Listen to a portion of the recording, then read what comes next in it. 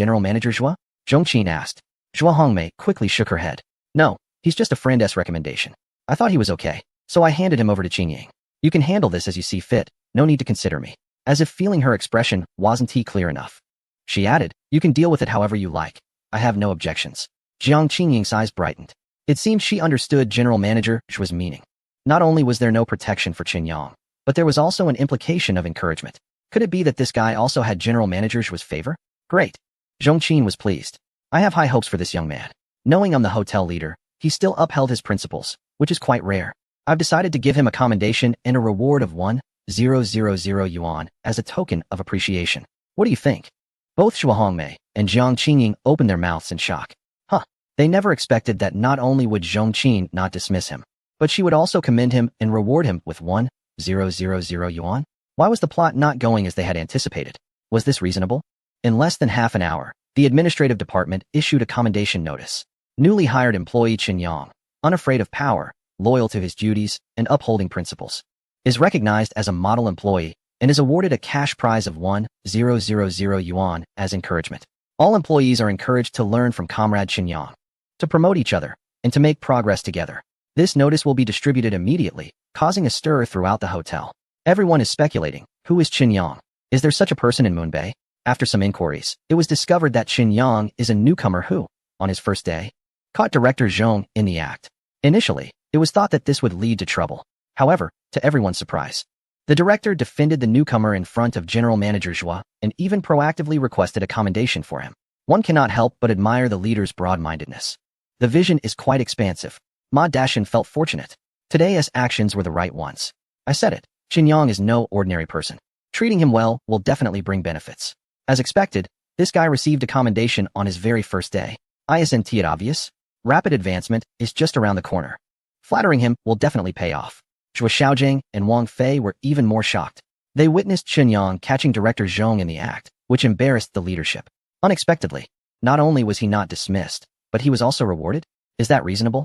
Qingyang immediately went to the office of the administrative director to express his gratitude for the leadership's recognition. Thank you, Director Zhong, Qingyang said formally, bowing in thanks. Director Zhong was seated comfortably in a large office chair, smiling warmly and looking friendly. Qingyang, no need to be too formal. This isn't a public setting. You can be a bit more relaxed. I saw your profile. You're only 22, quite young. If you don't mind, you can call me Andy. Qingyang glanced at Zhong Qin, whose beauty was striking, with smooth, fair skin and a well-maintained figure that was curvy yet not overweight. In all the right places, she was perfectly rounded, and in others, she was delicately slender, exuding the charm of a mature woman. Qingyang had read her profile. She was 36, divorced, and childless, with extensive experience. She was Zhua Hongmei's most important right-hand person. Andy, I feel that calling you that is a bit inappropriate, Qingyang said earnestly. Zhong Qin smiled and asked, oh, why is it inappropriate? Am I not old enough? Qingyang shook his head. Your age may be sufficient, but your appearance is still youthful. It's hard to tell that you are an aunt. I think calling you Sister Qin would be more fitting. Zhong Qin laughed, shaking with delight. You little rascal. Just know how to sweet talk. No wonder Jiang Yada doesn't like you. Calling me sister is barely acceptable. Should I call you little sister instead? Little Sister Qin? Qingyang thought that title sounded quite nice. He was playing along. Zhong Qin blushed deeply, admiring Qingyang's serious yet playful way of speaking. Hey, little guy, you're not allowed to talk nonsense in the future. You can call me Aunt or sister, but you absolutely cannot call me little Sister Qin. Otherwise, I'll tear your mouth apart. Zhong Qin threatened with a fierce face, but was slightly reassured afterward. Qingyang did not want to leave her with a frivolous impression and immediately nodded in agreement. Zhong Qin continued to give him gentle advice. Young people, you must work hard and have ambition. As long as you are willing to put in the effort, there will definitely be a bright future ahead. Remember, if you need anything in the future, you can come to me. Whether it's work-related or personal issues, if you encounter difficulties, be sure to let me know. Go ahead and work well. Qingyang looked at her with gratitude. Sister Qin, you're really great. Zhong Qin watched Qingyang's departing figure, feeling both amused and touched. This kid is really handsome. At noon, Qingyang and Zhua Xiaojing came to the staff cafeteria together. Zhua Xiaojing glanced around, his face lighting up. Wow, this staff meal is quite generous. Qingyang nodded in agreement. Zhua Hongmei really knows how to manage the hotel. Every detail is thoughtfully considered. The two found a quiet spot, sat down, and began to eat ravenously. Qingyang suddenly lowered his voice and said, Xiaojing, I have an important task for you, and you must take it seriously. Zhua Xiaojing straightened up immediately and nodded solemnly. I promise to complete the task. Qingyang patted his shoulder. Good. From now on, keep a close watch on room 1105. Whether it's through monitoring footage or patrols, you must maintain high vigilance regarding room 1105. Report to me immediately if there are any unusual occurrences, such as visitors, comings and goings, or checkouts. This matter must be kept strictly confidential. Besides asking Wang Fei for assistance, do not disclose this to anyone else. Understood? Shuo Xiaojiang nodded earnestly. Don't worry, young Gu. I learned reconnaissance techniques in the special forces. I've participated in live drills and experienced the trials of the battlefield. I understand all of this. Qinyang was very pleased. He didn't expect this kid to have some skills. After lunch, Qinyang knocked on the office of his direct supervisor. Knock, knock, come in. Jiang Qingying's crisp voice rang out. Qinyang pushed the door open. Manager Jiang, I have something to attend to this afternoon, and I would like to request a half-day leave. Jiang Qingying's expression darkened. She didn't even know what to say. Is this really the model that Director Zhong just reported for everyone in the hotel to learn from? Requesting a half-day leave on the first day? If there is to be a model, it would probably be a negative example, a wrong benchmark. Go ahead. Jiang Qingying waved her hand impatiently, not wanting to say another word or even look at him again. However, Qinyang, oblivious to the situation, asked, Manager Jiang, is that approved? Jiang Qingying had no choice but to respond, approved. Qinyang was very happy and even helped her close the door. As he was leaving, he said, Thank you. Manager Jiang, you're really great. Jiang Qingying almost choked. This guy, if I don't get rid of him soon, he'll drive me crazy. After leaving the hotel, Qinyang drove his jeep directly to Bai Yuyan's home. They had arranged beforehand for Bai Yuyan to take a leave and wait for him at home. Arriving at a luxurious community in the city center, he walked into Bai Yuyan's spacious apartment. Seeing the elegantly dressed Bai Yuyan in a light pink fitted dress that accentuated her alluring figure, Chun Yang's eyes lit up. Sister Yan, aren't you afraid living alone in such a big place? Do you need someone to come and give you some courage? Bai Yuyan smiled charmingly. Ordinary people don't catch my eye, but if it's you, I might consider it. Just wondering if your physique is strong enough now? Qinyang felt a bit embarrassed. No wonder she was experienced and worldly. He couldn't hold a candle to her when it came to flirting. Sister Yan, you should know my body by now, strong as an ox. He clenched his fists, flexing his arms to show off his muscles. Bai Yuyan playfully touched his arm through his clothes, her eyes sparkling. Looks pretty good, but to really see, you'll have to take off your clothes. Qinyang was taken aback, instinctively glancing at her curvy figure. Sister Yan, what are you planning? Isn't that a bit too direct?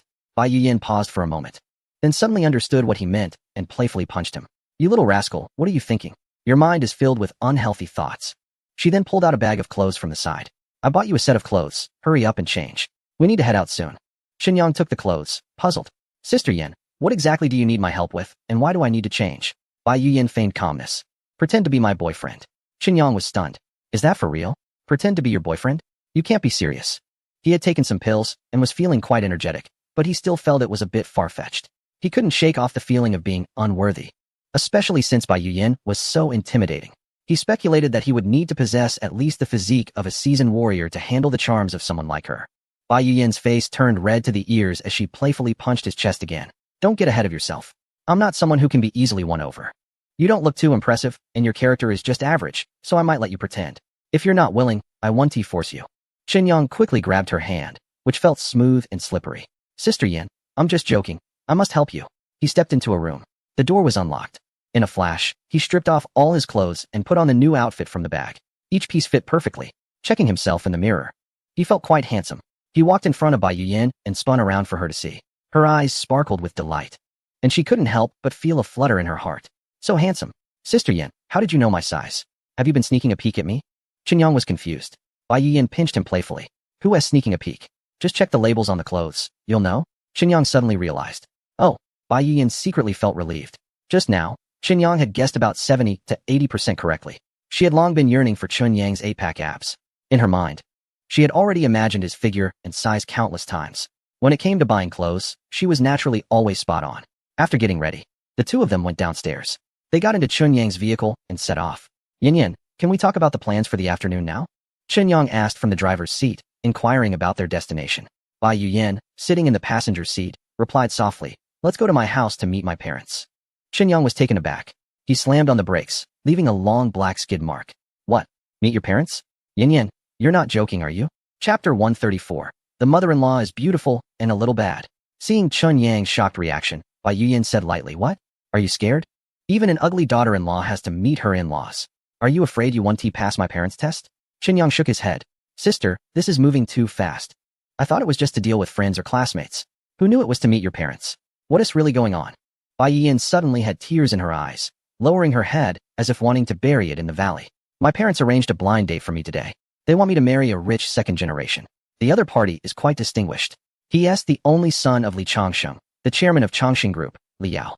Qinyang was even more confused. With such a good family background, it seems perfect for you. Why don't you want to? Bai Yiyan angrily pinched him. Shut up. If you were really that great, why would I be with you? That Li Yao is just a standard playboy. He has been with countless women and has caused numerous abortions. I've heard that at least 2 women he was involved with ended up dead. One girl, after he wanted to break up with her, but she refused, kept pestering him. Li Yao, unable to stand it, threatened to kill her several times. In the end, the girl died under mysterious circumstances, and the truth still hasn't been uncovered. The other girl had it worse. Li Yao pursued her obsessively, but she didn't want him and even threatened to kill herself. After 3 months of harassment, he forcibly took her. The girl, in despair, begged him to let her go. Li Yao continued to harass her for another month, repeatedly forcing her. Eventually, the girl, tormented to the brink, committed suicide by jumping off a building. There might be many similar tragedies, but he has used money to cover them all up.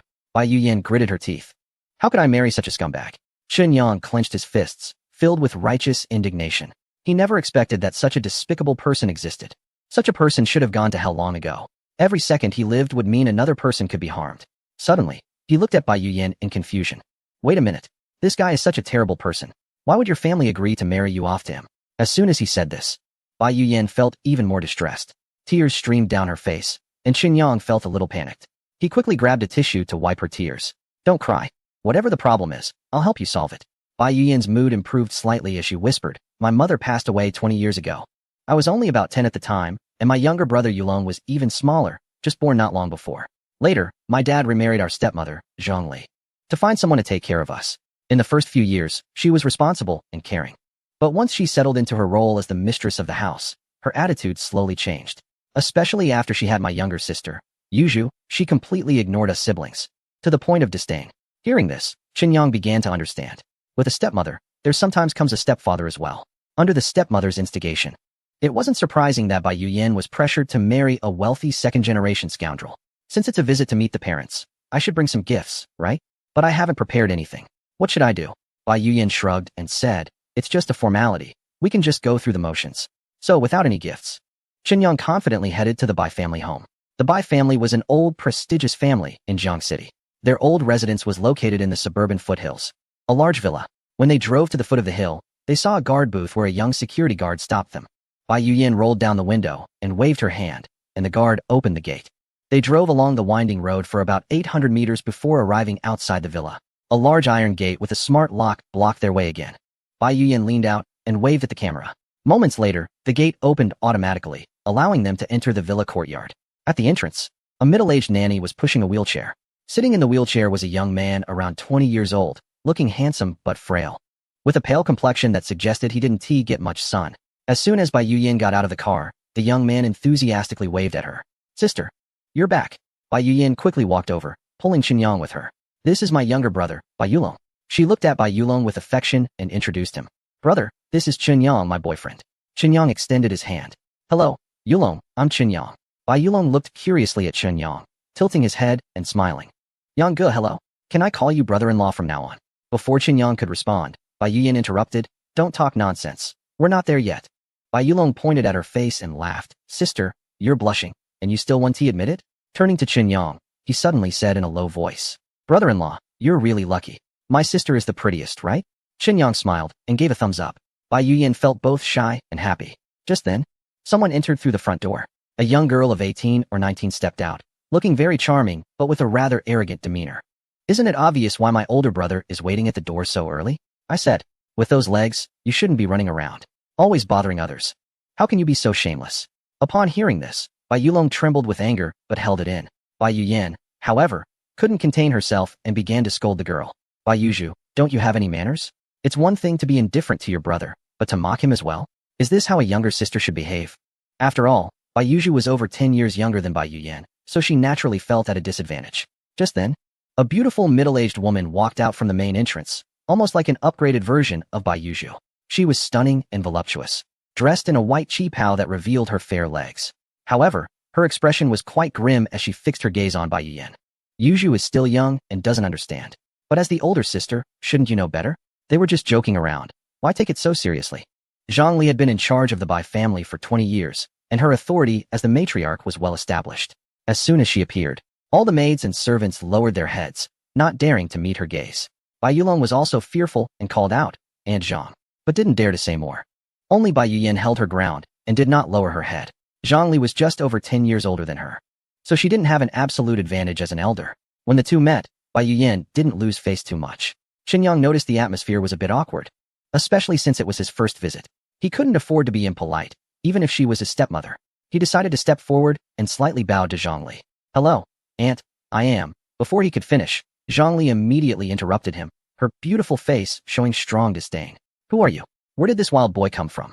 How did you sneak into our Bai family?" Her question deepened the awkwardness in the room.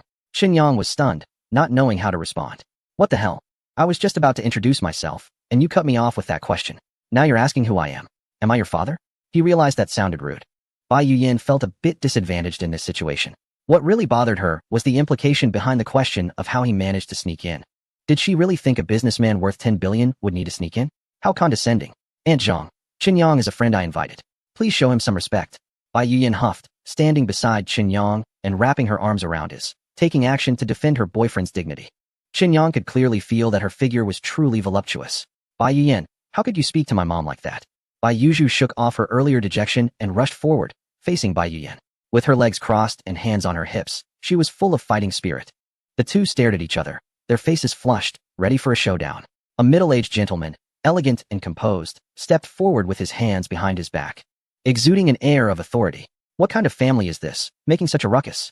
Zhang Li's expression changed, and she was the first to ease the tension. "Yuntian, it's nothing serious. Siblings will inevitably have some disagreements. It's not a big deal." Bai Yuntian nodded. Although his wife had entered the family later, she was understanding and knew how to handle situations.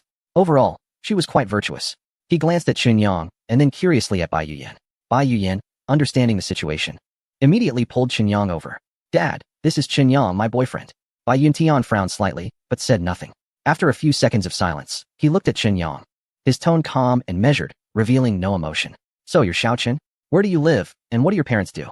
What about you? What work do you do?" The demeanor of the future father-in-law was quite impressive. After decades of navigating the business world, he could keep his emotions in check. In front of Bai Yuyan, he still needed to give some face. Qinyang feigned a respectful demeanor and replied earnestly, "Hello, uncle. My name is Qinyang. I come from Qinshan Town, Binjiang County, and my parents are farmers. Currently, I work at the Moonbay Hotel in Jiangqing." Bai Yuntian's frown deepened. What is he even doing? My daughter is so outstanding. How could she end up with someone like this? Unable to hold back any longer, he voiced his thoughts. "Young man, don't you think you and my daughter are mismatched?" Qinyang nodded seriously. "Uncle, you are absolutely right. I also feel that our conditions are not quite compatible. However, I can't help it. Sister Yin likes me. How can I refuse?" Bai Yuntian was almost taken aback. What kind of logic is this? Is he trying to show off or challenge me? If you are a man, you should work hard to build your own career. Don't always think about relying on a woman to achieve success without putting in the effort. Qinyang pouted. Is he saying I'm just living off a rich woman? Bai Yuyan couldn't stand it anymore.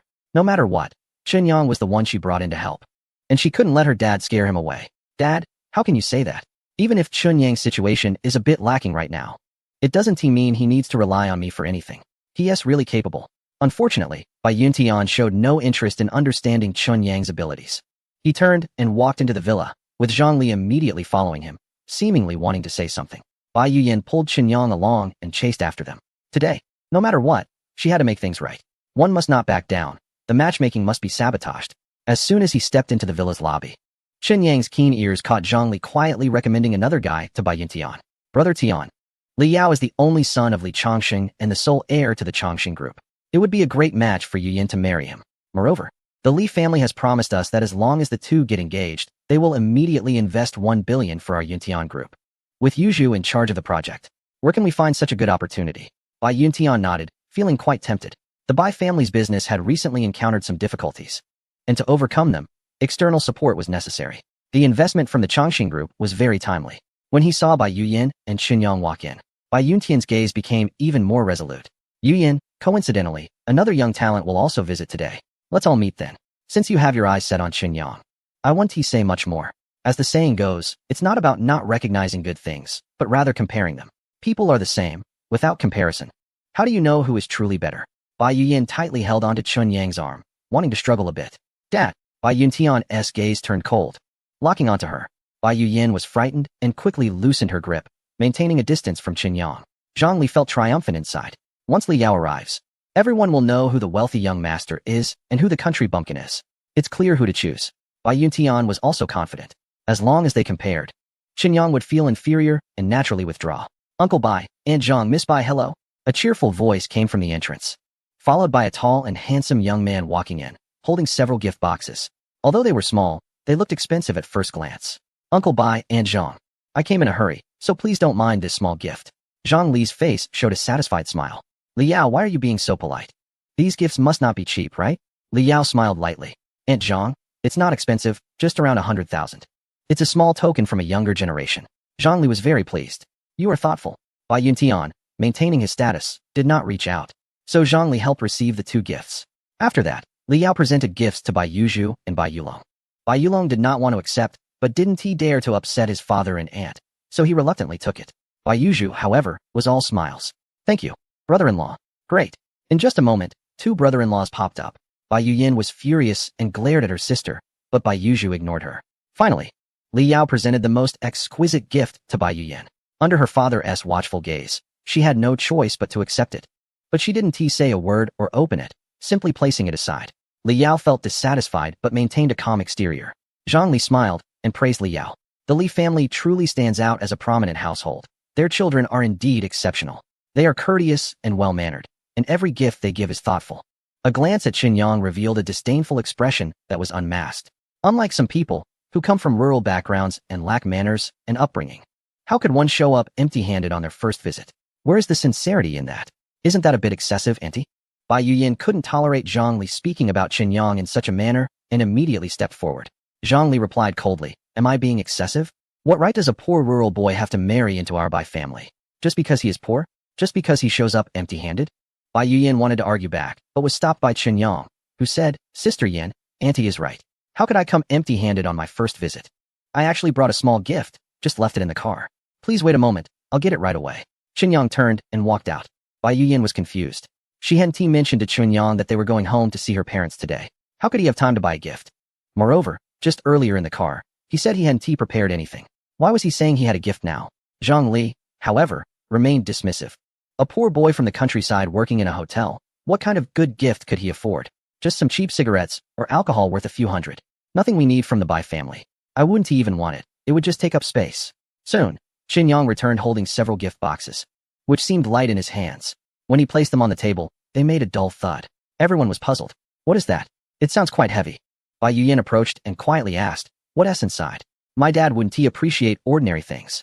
Qin Yang smiled faintly. Just wait and see your dad's reaction. He presented the largest gift box in front of Bai Yuntian and said, Uncle, this is for you. I hope it's not too much. Bai Yuntian was curious about what this poor boy was up to. Did he think that just because the box was big and heavy, it meant it was a good gift? He reached out and opened the box, revealing a large stone. The expressions of everyone changed, not out of disdain, but in astonishment. It was a piece of jadeite, shaped minimally and carved into the auspicious three deities of prosperity, status, and longevity, lifelike and beautifully done. Not only was the material good, but the craftsmanship and meaning were excellent too. A rare smile of satisfaction appeared on Bai Yuntian's face. Li Yao was astonished, his eyes wide open. He couldn't believe that a poor boy could present a gift worth $1 million, compared to his own $10,000 gift. It felt like a slap in the face, silent yet resounding. Zhang Li looked surprised. This kid really went all out. This piece of jadeite is worth at least $1 million. And with the master sculptor's careful work, it has become even more valuable. At least worth over $5 million. No way. How could he have so much money? It must be from Bai Yuyan. Zhang Li was about to expose Qin Yang's tricks. Ah, Bai Yuyan exclaimed. Qin Yang, is this the jade stone you just brought back from the city?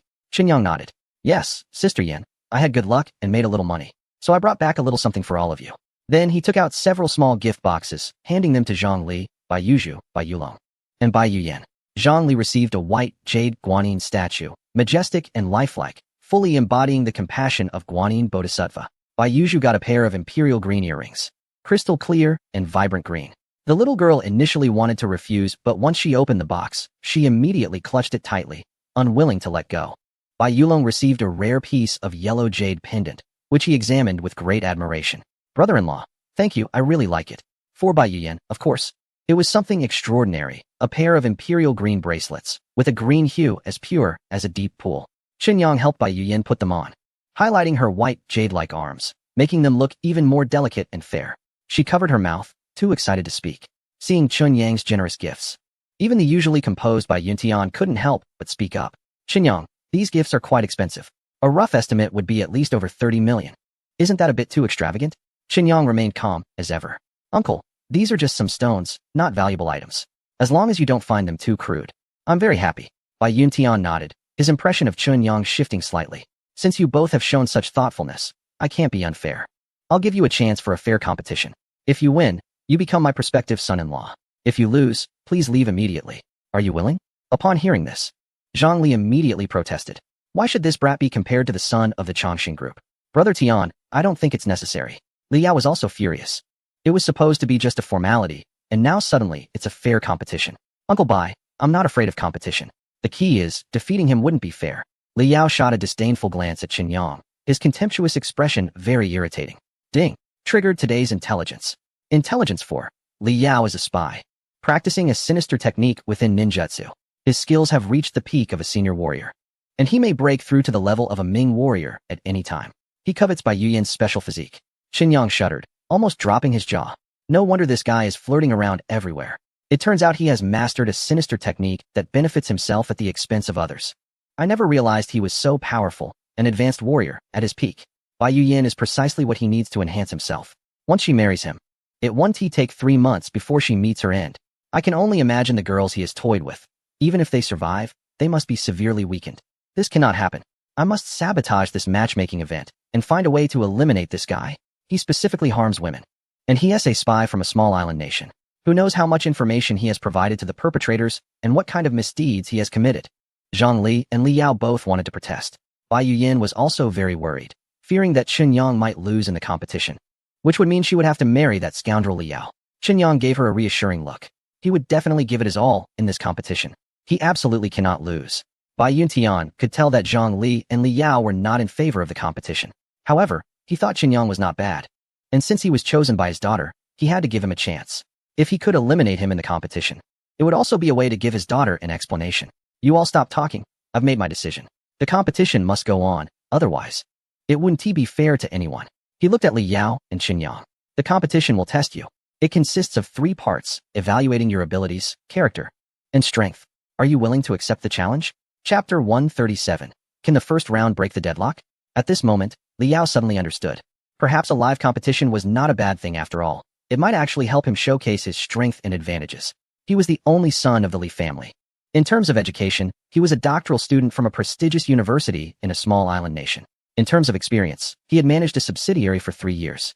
Regarding connections, which family in Jiang City wouldn't give a bit of face to the Li family? As for assets, that goes without saying. The Li family possessed hundreds of billions in assets. How could he possibly lose to a country bumpkin? No matter what they compared, he had no reason to lose. Uncle Bai, whatever you say goes. We'll compete however you want. Li Yao appeared very generous. Qinyang frowned slightly. This guy really knows how to flatter. Uncle, I have no problem either. You can set the questions. Bai Yuntian smiled. Both young men were very cooperative, which pleased him greatly. The first question tests your abilities. I have 2 subsidiaries that are currently operating at a loss and are in dire straits. You can choose either one. As long as you can revive the company, you pass. Here are the company profiles. Take a look. Bai Yuntian took out 2 sheets of paper, each detailing the situations and difficulties of the 2 companies. There were many issues, and they could shut down at any moment. To save them, significant capability would be necessary. I'll handle this company, Li Yao exclaimed before Qinyang could finish reading. He reached out and grabbed one of the papers, a smug expression on his face. Bai Yuyan's expression changed. Comparatively, the issues facing this company were clearly easier to resolve, especially for Li Yao. Behind him was a powerful family support. Talent, technology, channels, sales, and so on. All problems were not issues in front of him. Sure enough, he immediately took out his phone and summoned several technical experts and management talents from the family business to bolster this company. He also arranged for a few relevant suppliers to negotiate better purchasing prices, significantly reducing costs. Finally, he found someone to open up the sales channels for this company's products. In a short time, he turned this nearly bankrupt company around, breathing new life into it. Ultimately, Li Yao had a broader perspective and more resources backing him compared to the people at the branch company. Bai Yuntian nodded. Not bad. Every measure was targeted and commendable. With a series of coordinated actions, he restored order and optimized resources. No wonder he had been the branch manager for several years. His management skills had already been honed. Li Yao felt secretly pleased. The first hurdle was passed. Zhang Li was also very happy. As long as Li Yao succeeded, the first test was basically won. After all, Qin Yang had neither managed a company nor had a strong network of connections. How could he possibly solve a company's problems in such a short time? Qin Yang held the remaining paper, frowning in deep thought, seemingly trapped in a dilemma. Bai Yuyin was worried but could not offer any help. Bai Yuzhu on the side was gleeful. Sister, I think he is going to lose on the first hurdle. What about the next two? After thinking for 5 minutes, Qin Yang realized that relying solely on himself, regardless of the method, it would be very difficult to achieve immediate results in a short time. The only solution was to borrow strength from others, just like Li Yao. Clearly, Bai Yuntian seemed fair, but had already tilted the questions in favor of Li Yao. These 2 questions were prepared for him. Qin Yang pondered for a moment, took out his phone, and made a call. Brother Qin, what a surprise to hear from you. Are you in the capital? Qin Yang smiled wryly. Boss Tang, I'm in Jiangxing. I'm facing a situation and need your help. Tang Tianzi laughed heartily. Oh, what could possibly stump you? Qin Yang felt a bit embarrassed. You're overestimating me. He then carefully explained the problems he was encountering to Tang Tianzi. Without hesitation, Tang Tianzi replied, no problem at all, just wait for my news. After hanging up, Qin Yang said to Bai Yuntian, Uncle, please wait a moment. News will come soon. Bai Yuntian nodded without asking who he had called. This round tested capability, no matter the method, as long as the company's issues could be resolved. This all reflects one's abilities. Li Yao can seek help from his family, and Qin Yang can ask others for assistance. However, Zhang Li is dismissive. Does he think that just making a phone call can solve the problem? Does he believe he is like a wealthy heir, sitting at home and resolving issues effortlessly? Bai Yuzhu chimed in. My brother-in-law Li Yao at least made several calls and contacted many people before successfully getting through. What gives him the right? He must be just putting on a show. Bai Yuyin immediately countered, just because you don't have that capability doesn't mean others lack it. Li Yao feigned a relaxed smile. Haha, perhaps Mr. Qin Yang is indeed more capable. His calm demeanor exuded the poise of a leader. He strategized from within while securing victory from afar. Let us wait and see. I am also eager to find out the outcome. Qin Yang could clearly detect the sarcasm in his tone. The higher one rises, the harder one falls. Let's see the results. That was his true thought. Half an hour passed, yet there was still no news. Just as Zhang Li was about to continue her mockery, Bai Yuntian's phone suddenly rang. As the chairman, Qin Yang didn't even need to listen to know it was likely a development from Tang Tianzi's side. Sure enough, after hanging up, Bai Yuntian's gaze toward Qin Yang shifted slightly. Before he could speak, the phone rang again. Over the next 10 minutes, Bai Yuntian received 5 consecutive calls. With each call, his excitement grew. After hanging up the 5th call, Bai Yuntian stood up directly. Qin Yang, you have successfully passed. Well done. Qin Yang smiled faintly. Uncle, it was just luck. Bai Yuyin excitedly punched Qin Yang's arm. That's great. I didn't expect you to really have a way. Zhang Li looked displeased. What is there to be happy about? Li Yao also got through. The first test is at best a tie. Besides, in my opinion, Li Yao relied on his strength. That poor kid probably just got lucky. It was merely coincidence. Bai Yuzhu was also in a bad mood. As long as Li Yao and Bai Yuyin got engaged, Chongqing Group would immediately invest 1 billion in Yuntian Group, with all funds under her full control. Such a good opportunity must not be messed up by Qin Yang. A blind cat finds a dead mouse. I don't believe he has that capability. As the head of the family, Bai Yuntian still needed to maintain a fair and just stance. Alright, the first ability test is a tie.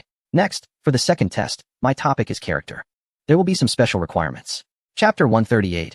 What should a stubborn ox do with a straw? Testing character has no standard answer. Bai Yuntian looked at Li Yao and Qin Yang. You just need to follow your heart and express yourselves freely. Both Qin Yang and Li Yao nodded. Bai Yuntian announced the topic content. You encounter a beggar on the street who steals your wallet. If you catch him, how will you handle it? Please write your answer on paper within half an hour. No exceeding the time limit. No seeking help. Complete it alone.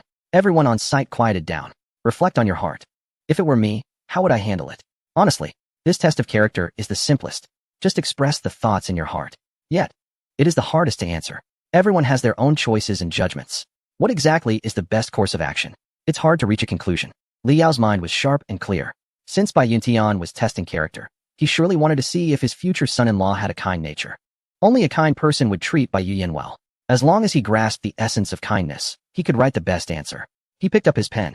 In less than 20 minutes, he successfully submitted his paper. Bai Yuntian took it and revealed a satisfied smile. Not bad. Kindness is commendable.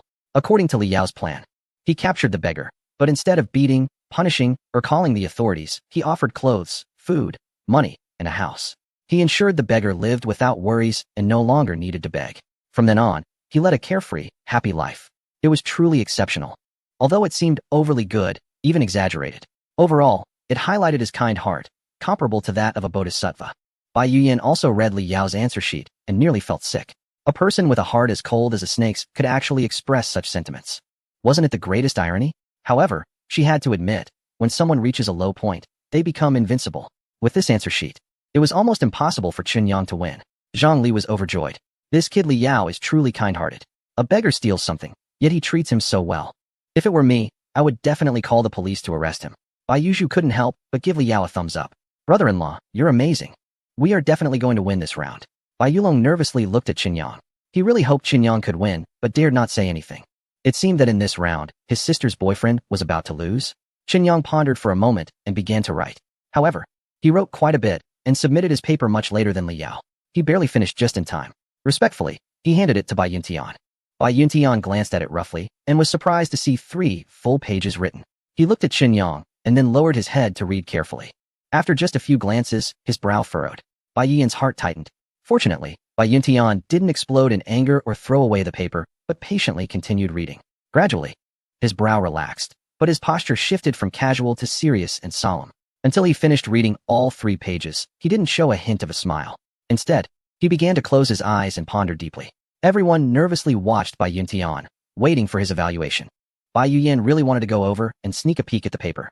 Seeing her father's serious expression, she didn't dare to act rashly. In the next moment, Bai Yuntian suddenly opened his eyes and slammed the table. Hi, indeed hi. Even I didn't expect that true kindness is never about charity. As the saying goes, it's better to teach a person to fish than to give them a fish. This is the best solution. He glanced at everyone present. Take a look.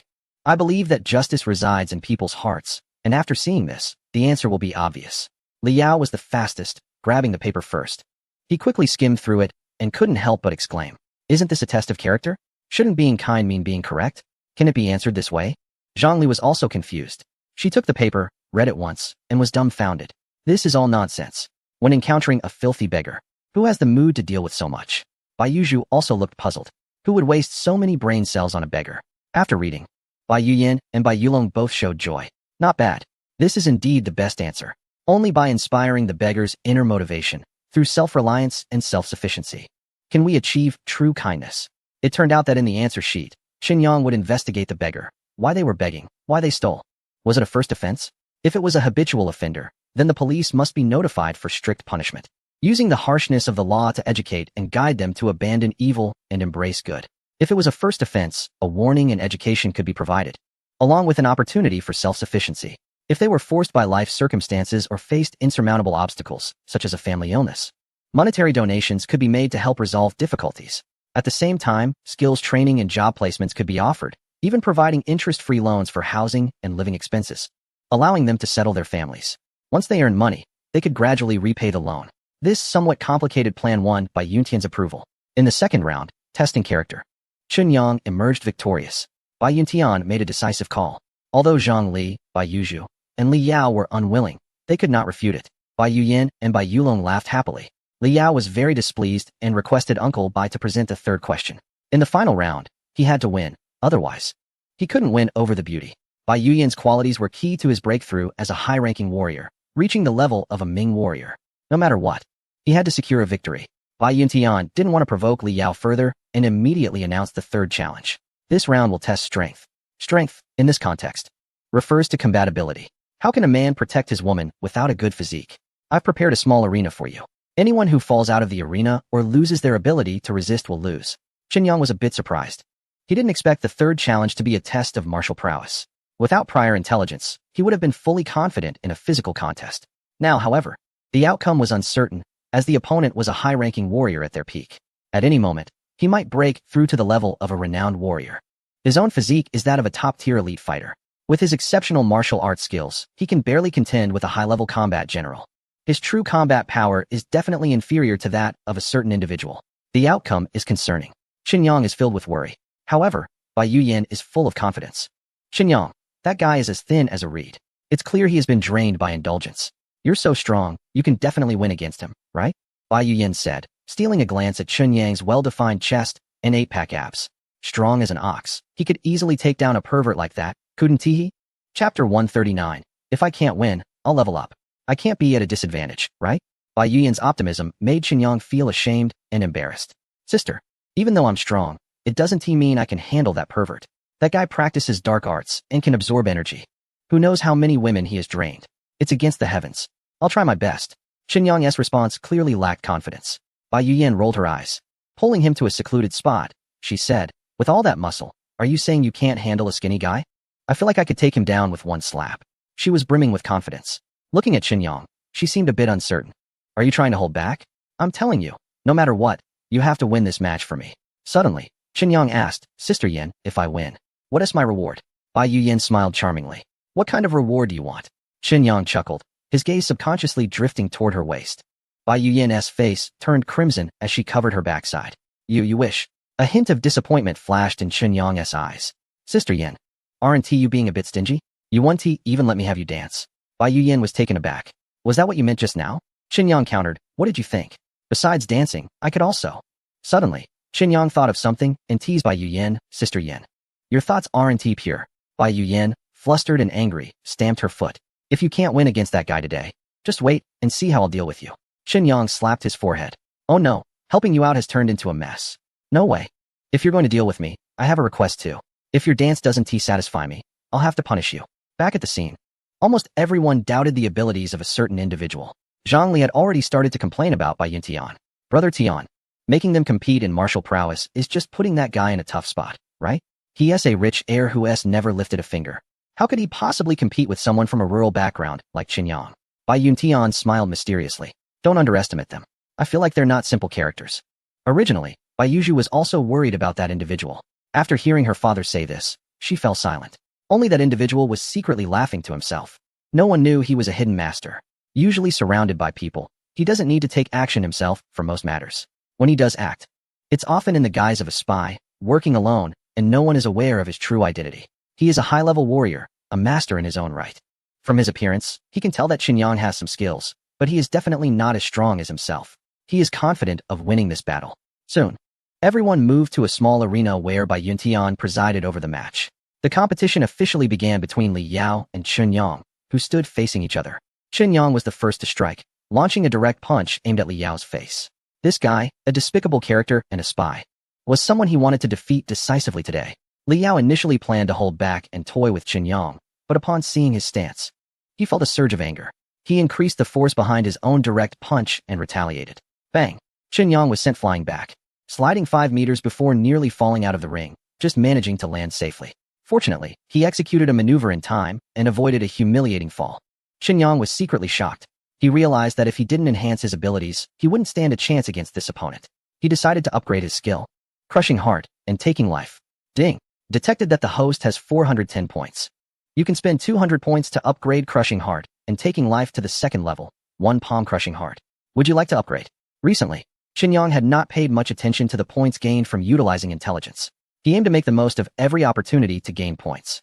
If he could spend 200 points to upgrade 1 palm crushing stone to 1 palm crushing heart, its power would surely increase significantly. Upgrade. Without hesitation, Chunyang issued the command. Ding.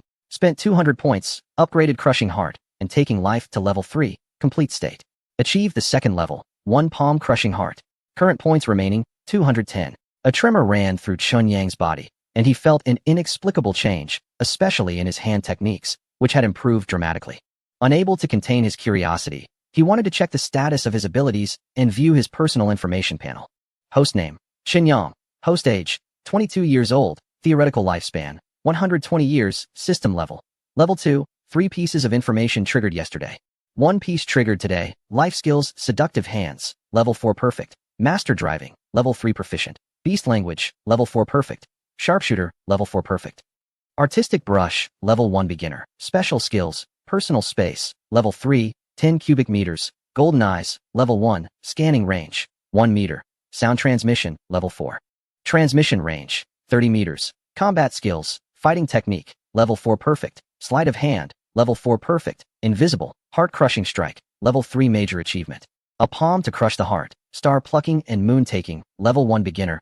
Capturing dragons and binding tigers. Skywalking step. Level 2 minor achievement. Flying over the grass. Cultivation secret method. None. Combat power level. Advanced warrior. Speed essence. Strength evaluation. With the star plucking hand and skywalking step, can suppress advanced warriors. Seeing his own strength shift from resisting advanced warriors to suppressing them, Qin Yang feels uncertain. Li Yao possesses peak strength among advanced warriors. Whether he can truly suppress him remains uncertain. No matter, let us just fight first. Take advantage of your weakness to claim your life. Li Yao gains the upper hand with a punch and immediately capitalizes on it, relentlessly pursuing Qin Yang. Bai Yuyan watches, dumbfounded. This Li Yao, isn't he a hedonist? How can he be so powerful? This is no sickly person. He is clearly a killing machine. So brutal. Will Qin Yang be beaten to death? Her palms are sweaty as she stares intensely at the battlefield. If Qin Yang falters, she decides to immediately call for a stop. She cannot let Li Yao kill Qin Yang. Zhang Li is both surprised and delighted. Initially worried, she later sees Li Yao displaying great power, knocking Qin Yang away with a punch, and is shocked enough to stand up. When Li Yao pursues Qin Yang, Zhang Li is overjoyed. As long as he knocks Qin Yang down, Li Yao will win this round. Even if the entire competition ends in a tie, Li Yao still has hope of marrying Bai Yuyan. Bai Yuzhu is excited, cheering loudly. Come on, brother-in-law Li Yao. Kill him. Chapter 140. A palm to crush the heart. Are you up to no good? The competition on-site captivates everyone's attention. The seemingly strong Qin Yang is thoroughly defeated, while the seemingly weak Li Yao is surprisingly fierce. The stark contrast provides a strong stimulus to the audience. Bai Yulong has covered his eyes, not wanting to see Qin Yang's pitiful state of being beaten. Ha. Qin Yang, I advise you to admit defeat. If you're sensible, I might consider not beating you too badly. Li Yao, imposing, tries to showcase his strength and might in front of his goddess. Qin Yang secretly laughs. Fool, do you think you've already won? Come again. He turned the tide and launched a fierce counterattack. Li Yao didn't take him seriously at all, showing disdain on his face. However, he secretly used all his strength, aiming to cripple Qin Yang with a single punch. Qin Yang directly unleashed his strongest combat move, a palm strike aimed at the heart. Bang! The fists and palms collided. Li Yao remained unmoved, and Qin Yang was once again sent flying. His defeated appearance was almost identical to the last time. Bai Yuyan was frightened, her face pale. She rushed to Qin Yang's side, tears streaming down her face. Yang, are you okay? Let's stop fighting, just admit defeat. But Qin Yang's expression was not the pain she expected. Instead, he looked relaxed. Sister Yan, I'm fine. I can keep going. Bai Yuyan was even more touched. Yang, thank you. I know you're fighting so hard for me, but I don't want to see you get hurt because of me. Qin Yang didn't even frown. Sister Yan, I'm really okay. Just wait. I will definitely help you defeat this scoundrel. After saying that, he straightened his chest and walked towards Li Yao. Bai Yulong had a flash of admiration in his eyes. This brother-in-law, although a bit weaker, had great character. He truly cared for his sister, willing to risk his life to protect her. Brother-in-law, go for it. Bai Yulong sincerely cheered him on. Bai Yuzhu, however, snorted disdainfully. Humph. He is about to be beaten to death, and you're still cheering? Are you hoping he dies faster? Bai Yulong's face turned red with anger. But he didn't dare to lash out. Zhang Li was happily smiling. Tian, I think Qin Yang will definitely lose in less than 3 minutes. By then, it will just be a draw. What are you planning to do? Bai Yuntian looked seriously at the scene, his shock growing deeper. He never expected that both of these individuals were not simple. Li Yao was pretending to be weak, but he was actually a true master, able to send Qin Yang flying with a flick of his hand. Qin Yang's strength was also impressive. A farmer's son with no background had cultivated such good skills. That was no easy feat. More importantly, he was persistent, unafraid of difficulties, and never gave up. His devotion to Yu Yin was especially commendable. It was clear that Bai Yuntian admired both of the young men. However, Zhang Li couldn't stand to hear him speak well of Qin Yang. What is so great about that poor kid? He is not as skilled and is foolishly charging forward. What is the difference between that and seeking death? Her face was full of disdain. Someone like him will eventually be taken down. He is overestimating himself. While the two were chatting, Qin Yang and Li Yao clashed 3 more times. Qin Yang was still sent flying, but was like a cockroach that couldn't be killed. Getting back up and rushing back after being knocked down. He charged again and again, launching himself into death-defying attacks. Everyone thought he had lost his mind. Only Li Yao knew. Qin Yang is not the one who has lost his mind. It's Li Yao who is on the verge of madness. The first palm strike. Qin Yang's palm power is fierce and unmatched, capable of breaking through anything. However, when faced with a stronger opponent, he is at a loss. The second palm strike. His palm power undergoes a significant transformation. It is no longer just fierce, but filled with penetrating force. The destruction occurs not on the surface, but internally. It's like striking a stone. From the outside, the stone appears intact, but internally, it has already decayed and crumbled. This is the ruthless nature of a heart-crushing strike, employing skillful and subtle force. Liao took 3 of Qin Yang's palm strikes head-on. His fists had already been shaken, his joints loosened, and his muscles torn, leaving him seriously injured and in pain, gritting his teeth to avoid showing weakness to Bai Yuyan and others. Qin Yang hoped he would endure longer and charged at him again. Stop! Liao's face contorted in pain as he raised his hand to block Qin Yang. I concede this round. Qin Yang thought it was a pity. Bai Yuyan, however, was confused. Liao clearly had the advantage. Why did he suddenly concede? Upon closer inspection of their conditions, she seemed to guess something and couldn't help but quietly ask Qin Yang, "You sly guy, did you use some underhanded trick?" Qin Yang smiled and replied, "You guessed it right. I indeed used something devious. Now quickly think about what dance you will perform for me. If you don't perform well, be careful of my tricks." Bai Yuyan felt both embarrassed and angry. When Liao announced his concession, Zhang Li couldn't believe it. "Liao, what did you say? Have you lost your mind? Why concede?" Liao was so angry he almost cursed but restrained himself, knowing he would still need her. "If I can't match up, then I can only concede." Bai Yuju was furious, grinding her teeth. "Liao, tell me, did that guy use some underhanded means to force you to concede?" Liao, however, shook his head firmly. "Yuju, no. I truly am not his match. I can only concede. But don't worry, I won't give up." Before he could finish, Bai Yuntian interrupted him. "Both of you, today's competition was truly remarkable. You are outstanding representatives of the younger generation. However, I can only choose one as my daughter's partner. I declare Qin Yang the winner. Liao, you must return home for now." Upon hearing this, Liao could only swallow his dissatisfaction. "Uncle Bai, Aunt Zhang, I'm leaving." He turned and walked away decisively. Bai Yuyan and Bai Yulong both showed joy at their victory. Qin Yang was also pleased. The flower that is Bai Yuyan must not be wasted on a fool like Liao. Humph. Zhang Li snorted coldly, glaring at Qin Yang before storming off. Bai Yuju followed closely behind, slamming the door. Bai Yuntian shook his head with a wry smile. "Qin Yang, I apologize for the scene." Qin Yang immediately smiled and said, "Uncle, you overstated. Auntie chose the better-off Liao for Yin Jia's happiness, and I can understand that. However, I assure you that in the future, I will definitely provide her with a stable home and a happy life." Bai Yuntian nodded. "I will wait and see." When leaving the Bai family, Bai Yiyan suddenly became very quiet. It wasn't until they got in the car and were on their way home that she finally spoke up. "Yang Di, were your words today true?" Qin Yang was taken aback. "Yin Jia, you're not planning to back out, are you? I always keep my word. If your dance doesn't satisfy me, I will definitely punish you." Bai Yuyan, feeling annoyed, pinched the soft flesh at his waist. "Who asked you that?" Qin Yang was confused. "Then what did you ask?" Just as Bai Yuyan was about to speak, Qin Yang's phone rang suddenly. He took it out and saw it was a call from He Hu. "Brother, is there something urgent at this hour?" The voice on the other end sounded quite excited. "Brother, hurry over. I'm waiting for you at the old place." Chapter 141. An external staff, got promoted again? Bai Yuyan's emotions, which she had been brewing for a long time, were disrupted by He Hu's phone call. She angrily went upstairs. Qin Yang wanted to ask, but he couldn't afford to delay important matters. He drove straight to Qing Feng Tea House. Upon arriving at the 888 private room, as soon as he saw He Hu, Qin Yang immediately asked, "What is the urgent matter at this hour?" However, He Hu seemed calm now. He sat down at the table, where 6 dishes were laid out, along with a bottle of Jian Nan Chun and 2 wine glasses. "Brother, no rush, sit down. Have a drink first, then we'll talk business." Qin Yang sat down with a frown. "Tiger brother, this is a bit unreliable, I assent it. You called me here in a hurry just to drink?" He Hu leisurely picked up the bottle and poured Qin Yang a glass. "I'm not messing around. When there's good news, we naturally have to celebrate." Qin Yang was puzzled. What good news? But He Hu didn't answer. Instead, he extended his right hand. "Take out your consultant certificate." Qin Yang immediately became alert. "What do you want? You're not thinking of taking back my certificate, are you? This certificate is quite useful. Last time in Cayenne City, it helped me with something. And the police chief was very cooperative. I can't bear to return it." He Hu pointed at Qin Yang. You're such a miser. Once it's in your pocket, getting it out is really difficult." He pulled out a brand new certificate from his own pocket and tossed it in front of Qin Yang. "Let us do a swap, okay?" Qin Yang hesitantly opened the new certificate. The name on it was unmistakably Qin Yang. Senior consultant? Major rank? He was completely dumbfounded. He had thought that as an external staff member, obtaining a consultant title was just for convenience and to pass people around. He never imagined that this position could actually be upgraded. Now he had become a senior consultant. Qin Yang suddenly felt that something was a bit off. It seems like something is not quite right.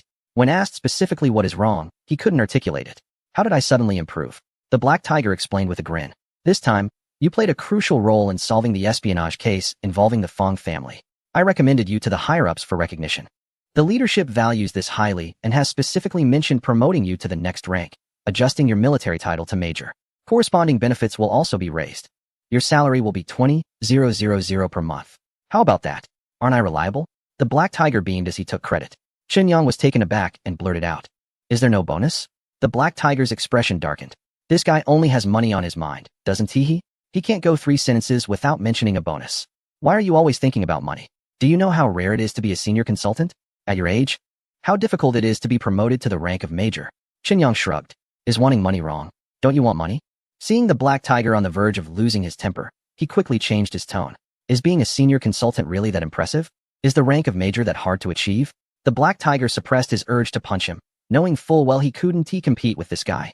The position of senior consultant was also specially approved by the leadership and had never existed before. According to the hierarchy, it should be at the same level as my team leader. While this level isn't particularly high, it's at least a grassroots leadership position. A further promotion would lead to a middle management role. Chen Yang felt good. Can I still get promoted? The Black Tiger shook his head. I'm not too sure. As a consultant, reaching the level of senior consultant should be the limit. But you, my friend, are an exception. Who knows, there might be new developments. Chen Yang chuckled self-deprecatingly. Am I considered an oddity in the Special Operations Department? The Black Tiger nodded. You're not just an oddity. How could you possibly be promoted to major at 22? Many people can't even aspire to that in their entire lives. This is a major honor. Have you thought about it? Chen Yang honestly shook his head. I haven't thought about it. I just want to ask, is there really no bonus? The Black Tiger was completely defeated. He downed a glass of wine in one go. The bonus of 500,000 will soon be transferred to your account. Chen Yang was instantly overjoyed. Tiger brother, you're truly my brother. Come on, let us toast. He raised his glass and clinked it with the Black Tiger-S. Downing it in one gulp. The Black Tiger took a drink, his eyes slightly red. You really are incredibly lucky. Young, promoted quickly, and earning a lot. Do you know how many people envy you? Chen Yang chuckled. Tiger brother, I can see a hint of envy in you. The Black Tiger rubbed his eyes. Am I envious? Nonsense. I'm talking about others. Especially Wang Xiaoya. That girl is simply filled with envy and jealousy. She says you're always slacking off. Your shooting skills are terrible, so how come you're promoted so fast? Chen Yang pretended to be angry and said, did she really say that? I even invited her to my house to hang out last time. The little girl. You tell her that I will definitely visit her in person one day to compete in marksmanship. I can't believe that as a grown man, I would lose to a young beauty in shooting skills. The onlooker is enjoying the excitement, not caring about the trouble. Are you really going to compete with her? Then I'll go back and deliver the message for you. Chen Yang nodded seriously. Of course, not only do we have to compete, but we also need to place bets. I will never back down. The two chatted while drinking, and only dispersed after finishing a bottle of wine. They found a designated driver and returned to the lakeside villa. Everyone was already asleep. Chen Yang returned to his bedroom and took out the high-level consultant certificate. It felt a bit unreal. How did he end up in the organization? Not only did he get a position, but he also got promoted and climbed the ranks. Chen Yang asked himself. He really hadn't intended to seek an official position. He wouldn't deny wanting to make money. The official title was really pushed onto him by the onlooker. Suddenly, he felt the weight of responsibility on his shoulders. Could this be part of the onlooker's scheme? The next morning, Chen Yang checked the latest intelligence. Ding! Today's intelligence has been refreshed. Intelligence 1. Li Yao is investigating your identity, looking for revenge. Intelligence 2. The guests in room 1105 have important actions. Intelligence 3. Jiang Qingying will encounter trouble today. For the first piece of intelligence, Chen Yang could guess without looking. It must be that Li Yao lost the competition and is feeling disgruntled, wanting revenge. Chen Yang actually hoped he would act. Investigating a spy is less worrying when they are moving. As long as they take action, there will be a direction for the investigation. The more actions taken, the more flaws will emerge. For the second piece of intelligence, the guests in room 1105 finally took action. This spy, lurking in the country, is staying in a 5-star hotel, which indicates their identity and status are certainly not ordinary. Their intentions must be significant. Once they act, it will definitely be a big move. Chen Yang did not dare to be careless. The third piece of intelligence was more of a daily routine, involving his superior, Jiang Qingying.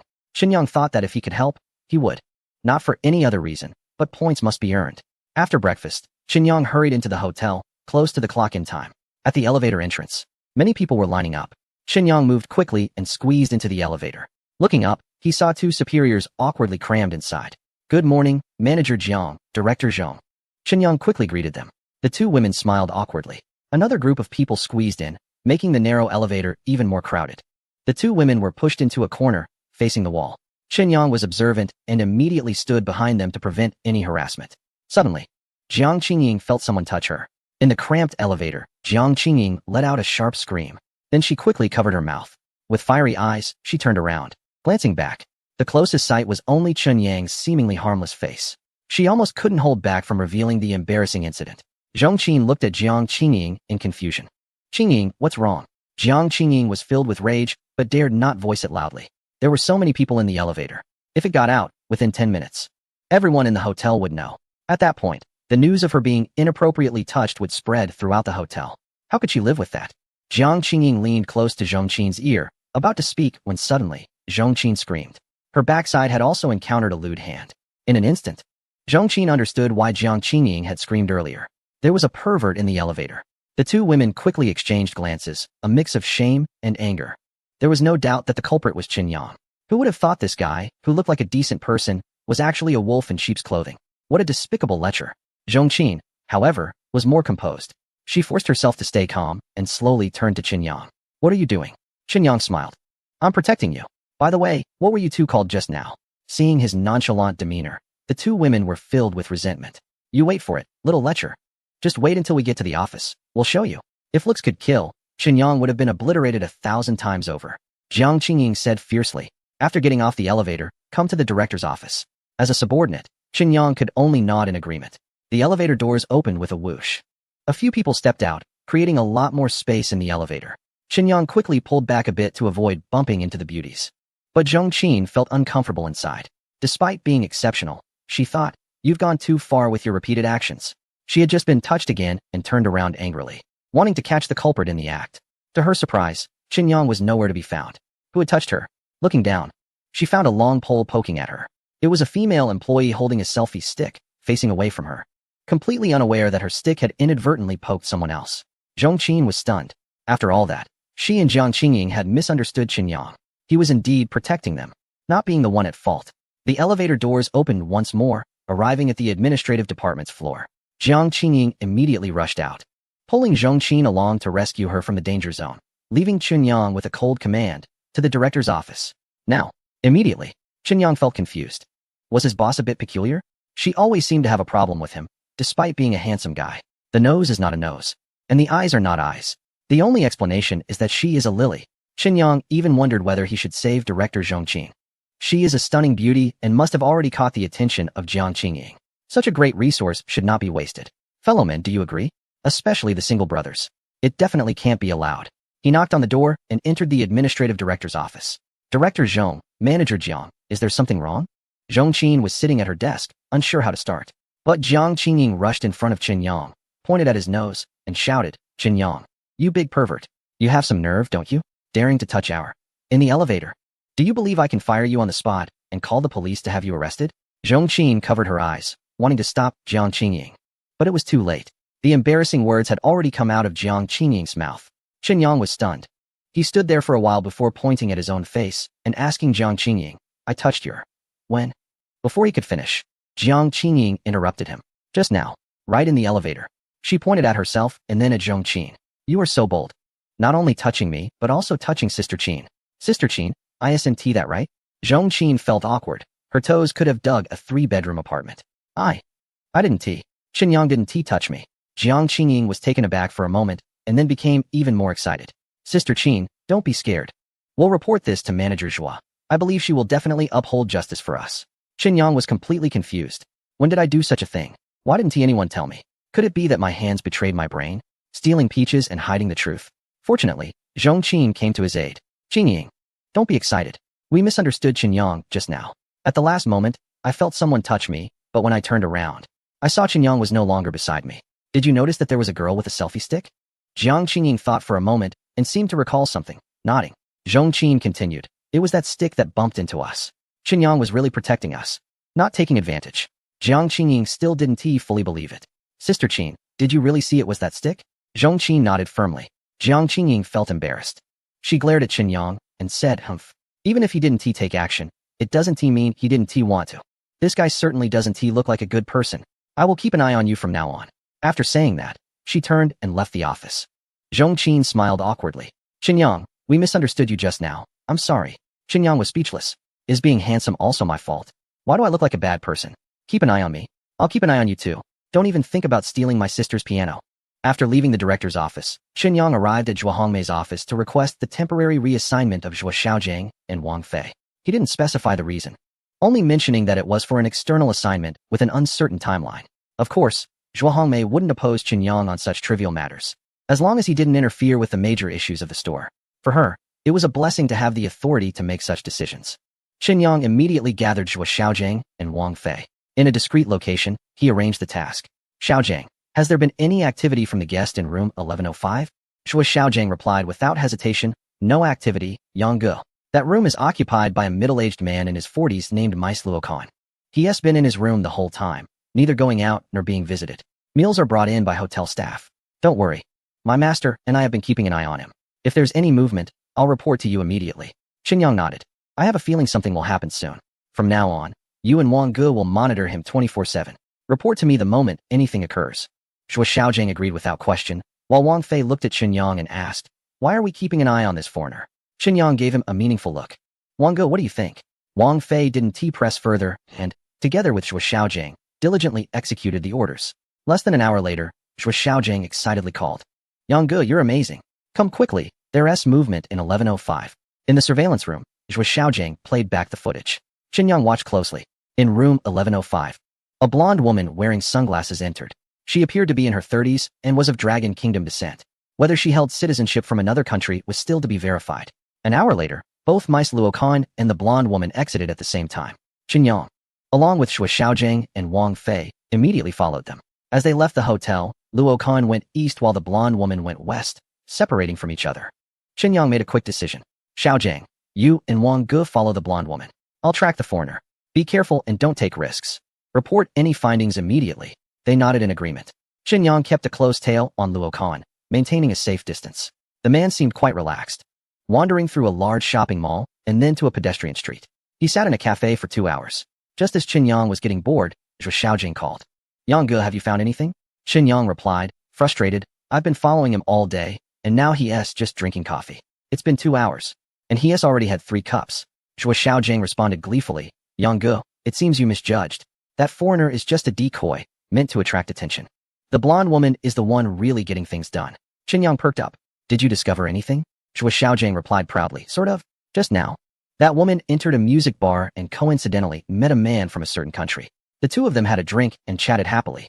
The lighting here is somewhat dim, and we are hiding at a distance. They probably think no one can see them. However, both my master and I have keen eyesight and spotted the man handing the woman a USB drive. Chen Yang caught the key point. Has that man left? Zhuo Xiaojiang said. Not yet, but he should be leaving soon. Chen Yang immediately instructed, quick, one of you two. Follow that man closely and see where he goes and who he is. The other person, continue to track the blonde woman. I will come over right away. By the time Chen Yang arrived at the music bar, the man had already left. Wang Fei went to tail him. Zhuo Xiaojiang reported in a low voice. The blonde woman just went to the restroom. Chen Yang nodded. You keep an eye on the door, and I'll meet her. Chen Yang walked toward the restroom. When the woman came out, Chen Yang quickened his pace and rushed forward. Ah! The woman screamed, almost getting knocked over. Chen Yang quickly steadied her and apologized. I'm sorry. I was walking too fast, my bad.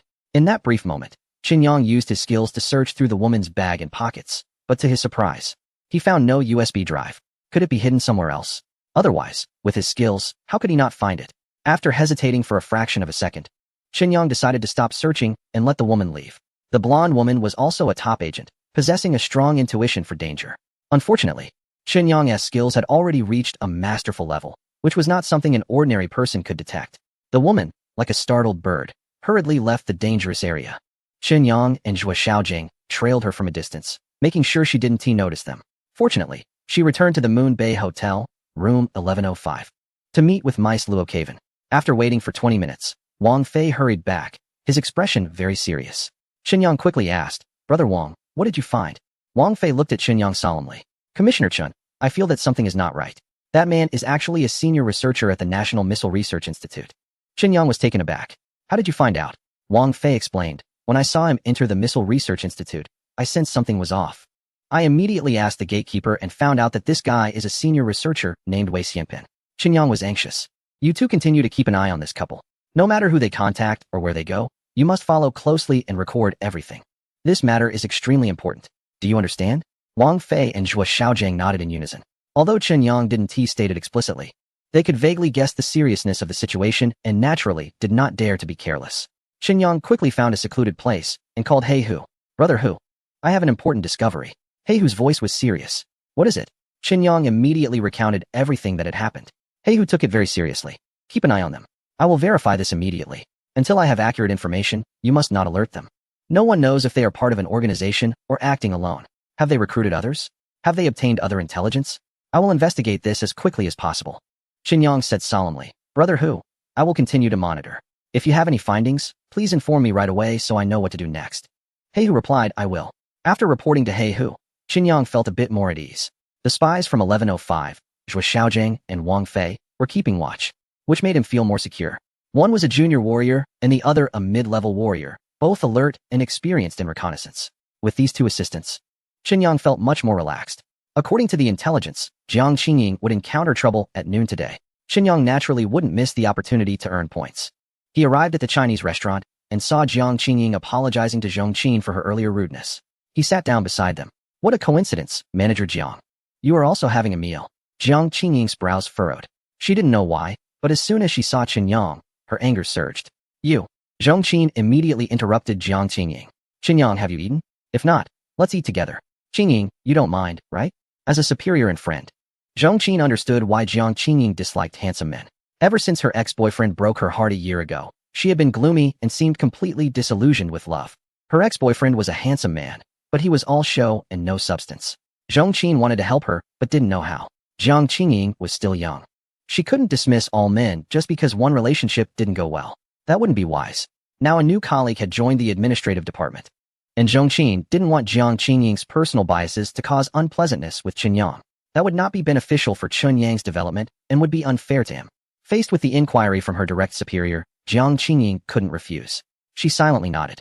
Chen Yang cheerfully raised his chopsticks and began to eat heartily. Who would pass up a free lunch? Just as he was enjoying his meal, a couple walked in. The woman was stylish and beautiful, while the man was tall and handsome, resembling a golden couple. Chapter 144, Turning Right and Wrong.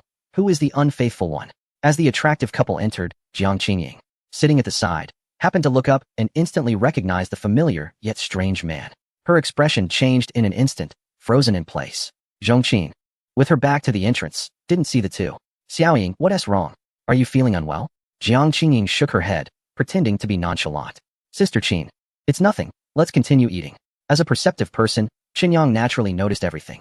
He was facing the entrance of the restaurant and not only saw the two people come in, but also noticed the changes in the expressions on Jiang Qingying and the man's faces. Clearly, it wasn't just Jiang Qingying who noticed them, the man also saw her. Chen Yang felt a thrill of excitement. An interesting scene was about to unfold. During university, Jiang Qingying was in a relationship with Cheng Shimi, a handsome guy who was quite popular with many admirers. However, he had his eyes set on the beautiful and innocent Jiang Qingying. At that time, she was pure-hearted, loving sincerely and passionately, giving her all to Cheng. She thought of him in everything, saving him a seat, getting him meals, buying him clothes and snacks. After graduation, she even gave him a substantial amount of money. Unexpectedly, such devotion only resulted in a man's deceit and lies. Cheng Shimi came from a poor family, but was clever and ambitious, determined to find someone from a well-off background to ease his struggles. Therefore, during his relationship with Jiang Qingying, he was never idle, constantly seeking new opportunities while keeping Jiang Qingying hanging on. Once he found a new target, he would abandon the old one. It wasn't until a year ago that he met Tang Yu, the sole heir of the prestigious Shangshi Datang Group and the vice president of the company, a true wealthy and beautiful woman.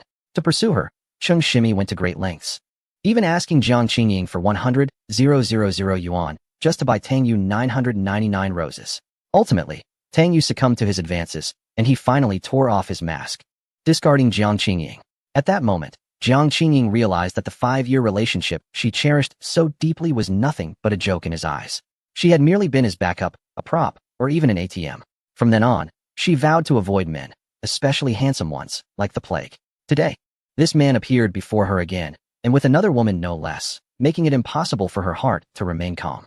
However, to prevent Zhong Qin and Chen Yang from noticing any problems, she had to suppress her emotions, hoping to finish the meal and leave this place quickly. She felt that even sharing the same air with this man was torture. Cheng Shimi's expression also changed drastically upon seeing Jiang Qingying. Now, with Tang Yu's support, he had climbed the ranks within the Shangshi Datang Group, holding a position as a sales director, enjoying a high status and generous salary. Occasionally, he even received valuable gifts from the young lady, such as cars and houses. This is the life he has always wanted. After so many years, he has finally found the wealthiest and most suitable partner. He absolutely cannot allow anyone to disrupt this. Dear, is there something on your mind? Tang Yu asked, looking at Cheng Shimi, who seemed unsettled. Cheng Shimi felt a rush of panic inside. Shaking his head, he tried to hide it, saying, "It's nothing." At that moment, his mind was racing. What should he do? If Jiang Qingying came forward and exposed the truth to Tang Yu, everything would be over. No, this situation absolutely cannot happen. His mind was sharp. In less than 3 minutes, he came up with a perfect plan. Strike first. Yeah, I just saw someone who made me very sad. Tang Yu quickly asked, "Who is it? Who could make you feel this way?" Cheng Shimi replied with a downcast expression, "Her name is Jiang Qingying, my ex-girlfriend. Back then, I was completely sincere to her, but she was materialistic and dumped me for someone wealthier. This hit me hard. I almost questioned my life. It took me 3 years to move on. If it weren't for you, I might have been lonely for the rest of my life." 2 tears fell from the corners of his eyes, but inside, he felt secretly pleased. He was laying the groundwork for Tang Yu. No matter what Jiang Qingying said later, it would not shake his position in her heart. This is what it means to establish precedence. Tang Yu felt a surge of sympathy. Slamming her hand on the table, she stood up abruptly. "No, this woman is so despicable, bullying you. I must confront her." She turned around and began searching the restaurant. Cheng Shimi was startled. Damn, this is getting serious. He didn't expect this lady to take the offensive. At that moment, the restaurant wasn't very crowded. The only young women fitting the criteria were at Xun Yang's table. Tang Yu, filled with righteous anger, approached their table and turned to Cheng Shimi. "Which one of these 2 beauties is she?" Cheng Shimi awkwardly raised his hand and pointed. Tang Yu's expression turned cold as she looked at Jiang Qingying with a half-smile. "So you are Cheng Cheng's ex-girlfriend? You do have some looks, but what a waste of a good appearance." Jiang Qingying glanced at Cheng Shimi and then focused on Tang Yu. "Who are you? Why are you bothering us? Please show some respect and don't humiliate yourself." Jiang Qingying's fighting spirit was commendable. Despite her inner turmoil, she still put up a strong front. Tang Yu chuckled coldly. "I am Cheng Shimi's girlfriend. I heard you are materialistic and dumped him to climb the social ladder, deceiving him for years. Is it wrong for me to say a few words to someone like you?" Jiang Qingying's beautiful eyes widened in shock, her gaze intensely fixed on Cheng Shimi. Her voice trembled slightly. "You say I dumped you? That I am materialistic and seeking someone wealthier? I deceived you, after 5 years of relationship?" In an instant, her tears flowed uncontrollably. Cheng Shimi's gaze flickered. However, in front of Tang Yu, he couldn't show weakness. "Yes, it's you. Are you still going to deny it?" Jiang Qingying was furious, nearly collapsing. Zhong Qin supported Jiang Qingying. Her beautiful eyes almost seemed to spit fire. "Cheng, are you still a man? Upside down right and wrong. A thief calling out to catch a thief." Cheng Shimi stretched his neck and retorted excitedly. "Who is turning right and wrong? It's her who abandoned me. That's the fact. No rebuttal is useful." Xinyang finally couldn't hold back and stood up. Clap, clap, clap. He clapped while teasing. "Wonderful, really too wonderful. Cheng Shimi, you are the most shameless man I've ever seen.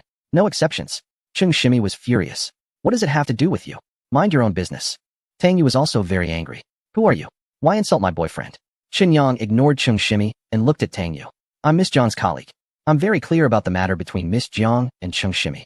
You say I insult your boyfriend? Wrong. He is 100% scum. He doesn't deserve to be insulted by me."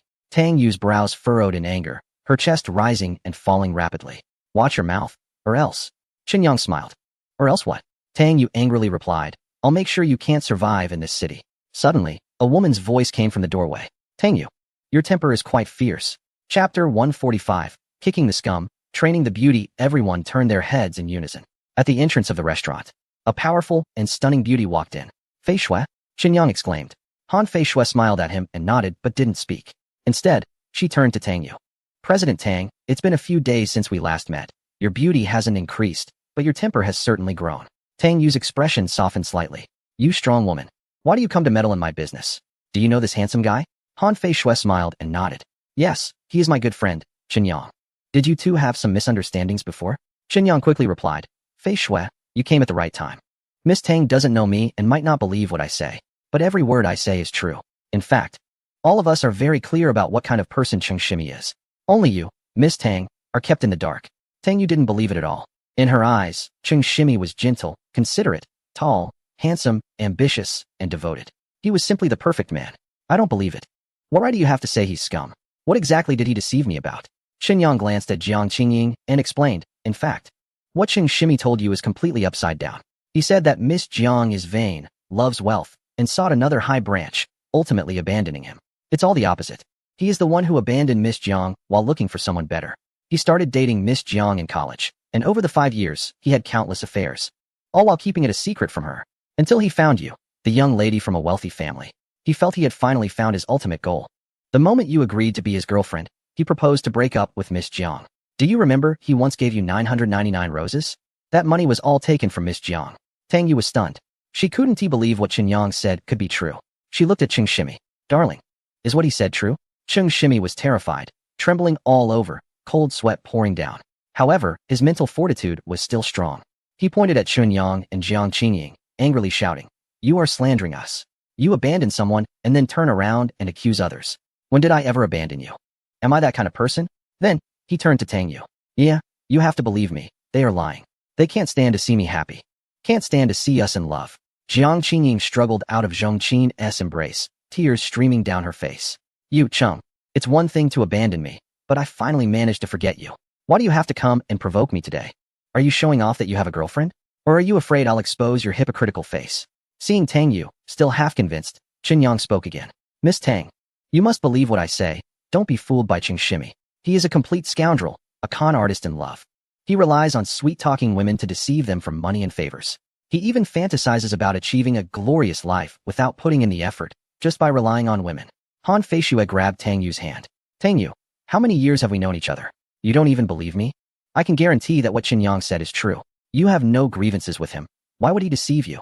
Tang Yu looked at Chen Yang, then at Jiang Qingying, and finally at Cheng Shimi. Suddenly, she calmed down. She took out her phone and dialed a number to her assistant.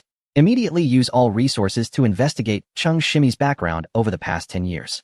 Especially her romantic history. Make sure to get to the bottom of it. Hurry. I'll give you an hour." The assistant quickly agreed, promising to complete the task. Once the call ended, Cheng Shimi's face turned pale, and she quickly approached Tang Yu. "Yeah, do you really not believe me?" Tang Yu took a step back, her expression growing much colder. "Let us wait for the investigation results." She wasn't a suspicious person. However, since her longtime friend said he had issues, it was necessary to investigate thoroughly. In less than an hour, the assistant called back. "Tang Zong, Director Chang, I've mobilized all resources and consulted some of his classmates and roommates from university, as well as colleagues from after graduation. Everyone said that aside from a fixed ex-girlfriend named Jiang Qingying, Director Chang, every once in a while, he would change to one or several female friends with ambiguous relationships. These women all had one thing in common. They were quite wealthy. Until a year ago, when he was with you, entering a prosperous era, and took on the role of sales director, he actively proposed breaking up with Jiang Qingying. This person has poor character, lives off women, seeks out wealthy women, spends their money, and never pays it back." Before the assistant could finish speaking, Tang Yu angrily hung up the phone and rushed in front of Cheng Shimi. Slap, slap, slap. She delivered 3 hard slaps, leaving his face red and swollen, with clear fingerprints visible. "Scum. From now on, don't step foot in Jiang City, and don't appear in front of me. Otherwise, I'll find someone to break your legs." Tang Yu stormed off. Han Feishue wanted to chase after her, but looked at Chen Yang instead. Chen Yang quickly waved his hand, signaling her to go take care of her friend. Han Feishue nodded and ran out. Cheng Shimi was very frustrated when he looked at Jiang Qingying and Chen Yang. His eyes were filled with resentment. "Ah, I'll make you pay?" He charged over, seemingly wanting to fight the two. Bang! Chen Yang kicked out, sending him flying without even looking back. Scum! He, along with Zhong Qin, persuaded Jiang Qingying back to the office. After that, Chen Yang didn't get involved anymore, leaving Zhong Qin to comfort and guide her. Chen Yang felt good about earning points. He inquired about Zhua Xiaojiang and found that there was no movement in room 1105 for the time being. Chen Yang decided to take a trip to the secret base of Group 3 in the afternoon to gather more ammunition. His shooting skills had greatly improved, and it wouldn't hurt to be prepared for any potential danger. He also wanted to check with He Hu about the progress of the investigation. It wasn't good to keep dragging it out. The longer it took, the more chances there were for the 2 spies in room 1105 to escape with important information, which would be troublesome. He requested another afternoon off from Jiang Qingying. Her condition had improved a lot. This time, she didn't seem very annoyed. There was a hint of warmth in her gaze towards Chen Yang. "Thank you for today." Before Chen Yang could respond, she reminded him, "I've approved your leave. But I want to remind you that constantly taking leave right after starting is not good for your development and progress here. Unless it's something particularly important. Please try not to take leave again." Chen Yang noticed the kindness in her words and was somewhat surprised. It felt like the sun had risen in the west. "Okay. Thank you for your concern, Manager Jiang." The beautiful woman had just been emotionally stirred. and Qinyang couldn't bring himself to tease her further. Driving his Wrangler, he arrived at the Jiang City rubber factory. After passing through the second gate, Qinyang walked into the secret base of Group 3 and immediately spotted Wang Xiaoya's stunning figure, her face adorned with a fox-like smile. Sister Xiaoya, I heard you're a bit dissatisfied with my promotion. Chapter 146, Shooting Competition. Turning as Secretary Wang Xiaoya's figure is still as good as ever. Dressed in a blue uniform, it can't hide her prominent curves. Anyone who doesn't know her background would definitely be taken aback. What a beautiful factory flower. Upon hearing this nickname, Wang Xiao didn't need to turn around to know it was that guy, Qinyang. I just can't understand. Besides having a bit of money and charm, what else do you have? Why is it that after working for 3 years, I haven't been promoted? While you've only been here for a few days and already moved up a level, surpassing me. Qinyang chuckled. You shouldn't wrong me. When did I surpass you? If other girls heard you say that, would I still be able to find a partner? Upon hearing this, Wang Xiaoya immediately realized her words were a bit off. However, Qinyang's words were even more problematic. Who said you surpassed me? Anyway, why do you have a higher position than me? Qinyang patted the holster at his waist. Why? Of course, it's because of this. Wang Xiaoya scoffed. TCH, don't think I don't know your level. The team leader told me you wanted to challenge me in shooting skills, but I didn't believe it. Do you really want to compete? Qinyang was confident. I've been shooting at birds these past few days, hitting one with every shot. I'm very confident I can beat you. Wang Xiaoya was equally confident. All right. How do you want to compete? What's the wager? After thinking for a moment, Qinyang said, we'll do a practical moving target competition, and the winner will be decided by total points. If you win, I'll strongly recommend to the team leader that you go on field duty. If you lose, you'll be my secretary, responsible for giving me shoulder massages, leg rubs, and occasionally coordinating work. How about that? He knew Wang Xiaoya had always wanted to go on field duty and envied the field team members who could showcase their skills and make achievements. Unfortunately, the Black Tiger wouldn't allow it. Sure enough, hearing that the wager was this, Wang Xiaoya immediately perked up. On what basis do you think the team leader will agree just because you recommend me? Qinyang patted his chest. At least I'm a lieutenant colonel now. A senior advisor. In terms of rank, I'm on the same level as the team leader. He has to give me this face, right? Wang Xiaoya thought about it and agreed. Although Qinyang was younger, he had a high starting point and advanced quickly. Who knows? One day, he might surpass the team leader. If she didn't give him face now, she might regret it later. However, she just couldn't bring herself to be Qinyang's little secretary, giving shoulder massages and leg rubs. Competing was fine, but could they change the wager? Qinyang waved his hand. Then forget it. It doesn't matter to me whether I have a secretary or not. Let's not compete. I'll practice my shooting for a few more months. Upon hearing this, Wang Xiaoya panicked. If they didn't compete now, who knows how much Qinyang's shooting skills might improve in a few months. It would be difficult to beat him then, and her chance for field duty would be gone. Wait, the secretary is just a secretary. As long as the team leader arranges it, I will agree. Qinyang smiled. All right, since you asked me, I will reluctantly accept and compete with you. His self-satisfied demeanor was truly infuriating. Wang Xiaoya was quite upset, her small fists clenched tightly. To be able to go out on duty, she endured it. The two arrived at the dedicated shooting range for practical training, which had been converted from a large warehouse. The area was very spacious, with thick reinforced concrete walls all around, ensuring safety and confidentiality. It was Qinyang's first time here, and Wang Xiaoya gave a brief introduction. There were a total of 10 targets divided into 3 stages. In the first stage, they needed to run 30 meters and overcome obstacles. The targets were 3 fixed human-shaped dummies, with a hit to the forehead or throat counting for 10 points. The second stage involved entering a shopping mall environment where, among numerous running crowds, they had to find and eliminate 4 robbers. The third stage took place in a jungle setting where, amidst swaying leaves and various lights and noises, they had to hit falling apples, running rabbits, and flying birds. All 10 targets had to be hit within 3 minutes. Otherwise, the score would be cancelled. Qinyang nodded. Interesting. Unfortunately, it's still quite different from real combat. Just as Wang Xiaoya was about to retort, a voice came from behind them. Oh, what do you think is missing? They turned to see He Hu striding into the shooting range. Brother Hu, what brings you here? Qinyang smiled. Actually, it doesn't make much difference. After all, this is a training ground. There can't be any enemies attacking you. The biggest difference is the mindset. He Hu looked at him deeply. Last time, when you returned from Cayenne City, you had a fierce battle with enemy agents at the Haifeng Ridge service area. I heard many team members say your shooting skills are impressive. Since you're competing with Xiaoya, I came to observe. If you're really that skilled, maybe I can learn a thing or two. Wang Xiaoya didn't believe it at all. Team leader, this must be a misunderstanding. I know very well Qinyang's level of shooting. Last time he came to pick up his gun, he missed 3 times. How could he become a sharpshooter in just a few days? He Hu remained non-committal. Xiaoya, let's not jump to conclusions. Let's see the results. Meanwhile, at the headquarters of Changxing Group, Liao was pacing back and forth, frustrated. I asked you to investigate one person. How long has it been? And there's still no result? The assistant stood respectfully beside him. Mr. Li, please wait half an hour. I have hired a professional private investigator who just called and is on his way. He wants to report to you in person. Li Yao's expression improved slightly. It seems they have found something out. Is he coming to deliver any special news? The assistant answered respectfully, there is indeed something special. That Xinyang is not an ordinary person. Li Yao became interested. I'm just saying, how could someone who is just a worker from the countryside defeat me? All right. As soon as he arrives, have him come see me. The assistant nodded and left the office.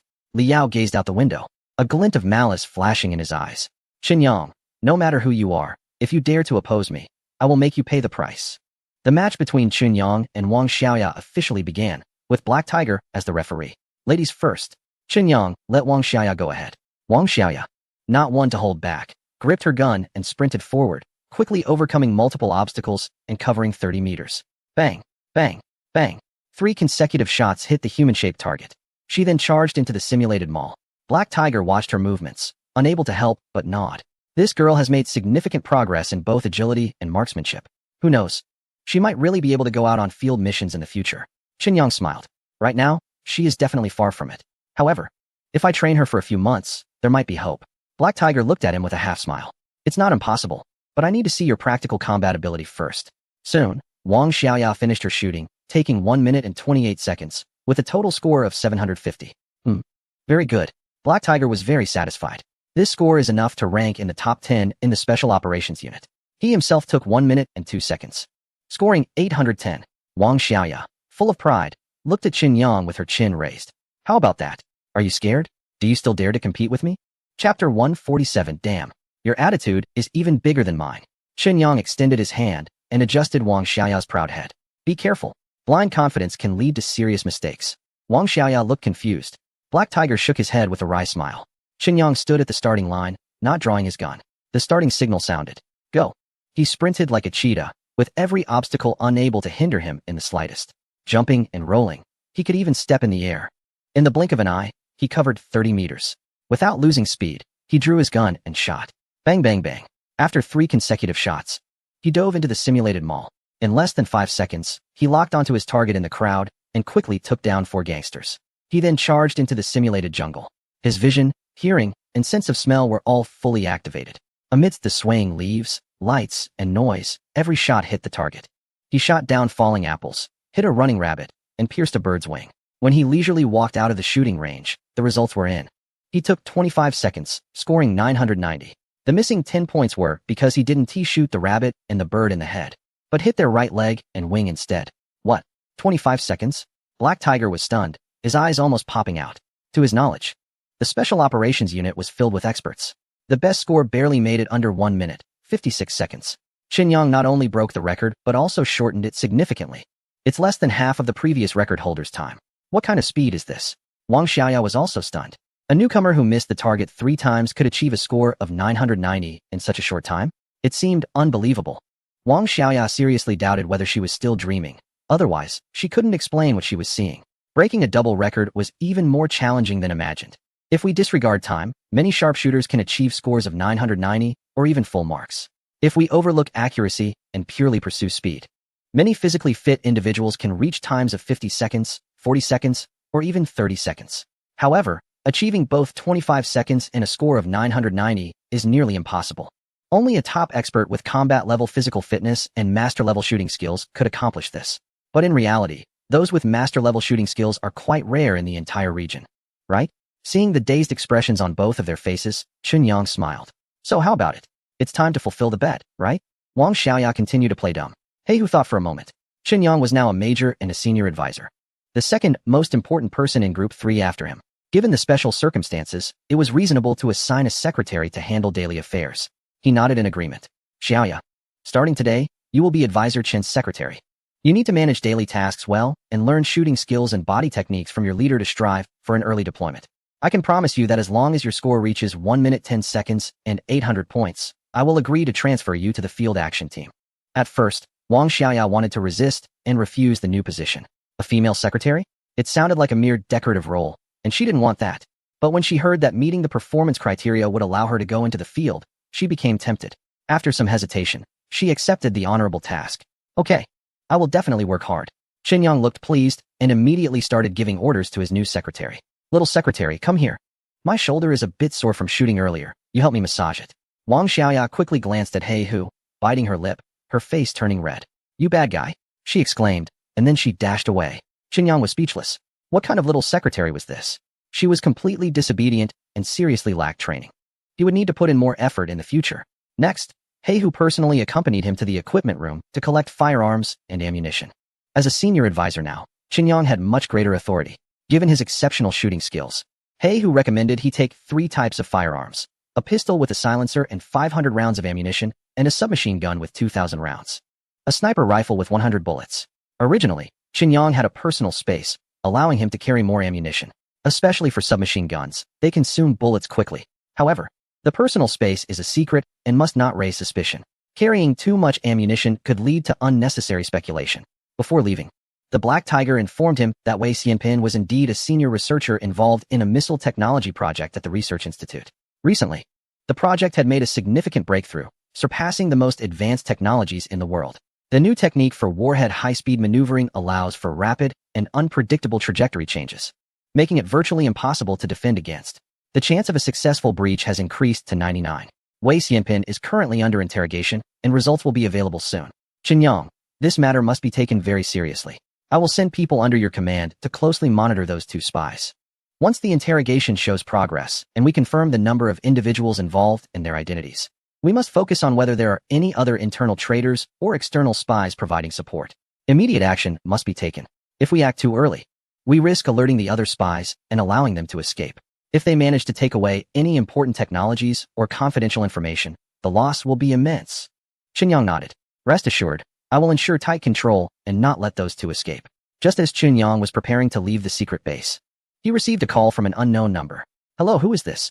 A familiar voice came from the phone. Yang, it's Liao. I didn't expect your identity to be so complicated. Yang's heart raced. Could his secret identity have been exposed? Oh, I'm just an ordinary person. What have you found out?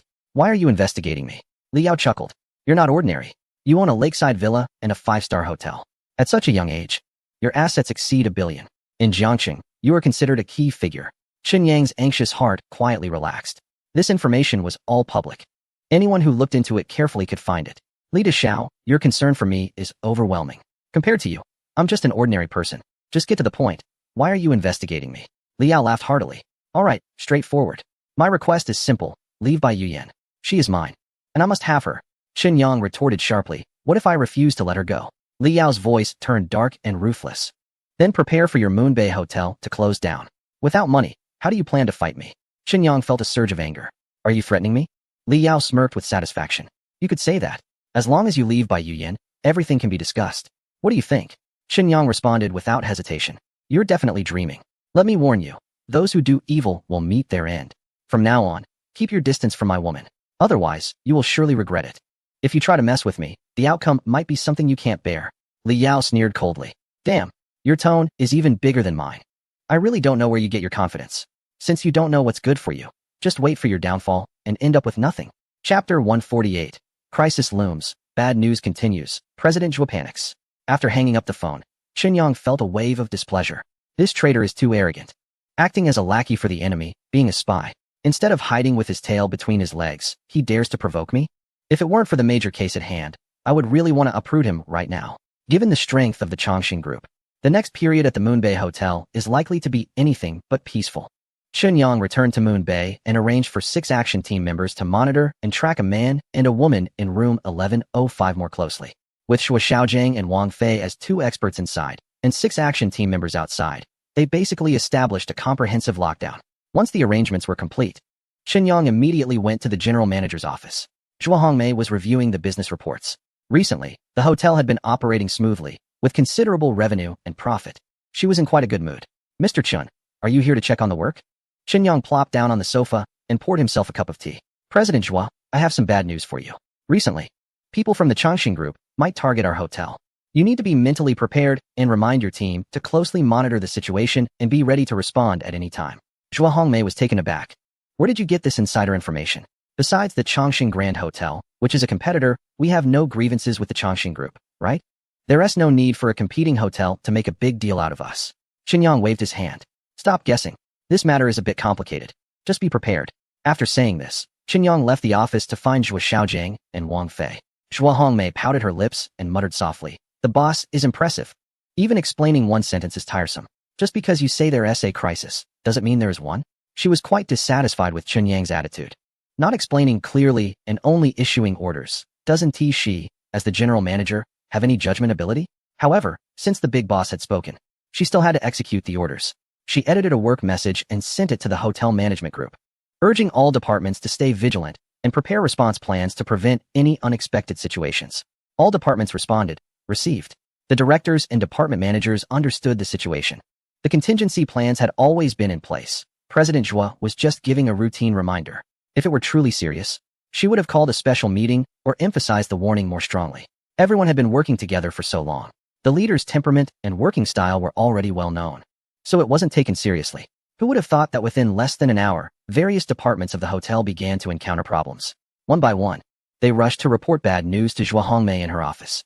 The director of housekeeping, Luigi, was the first to burst in. "Zhua, something seems off."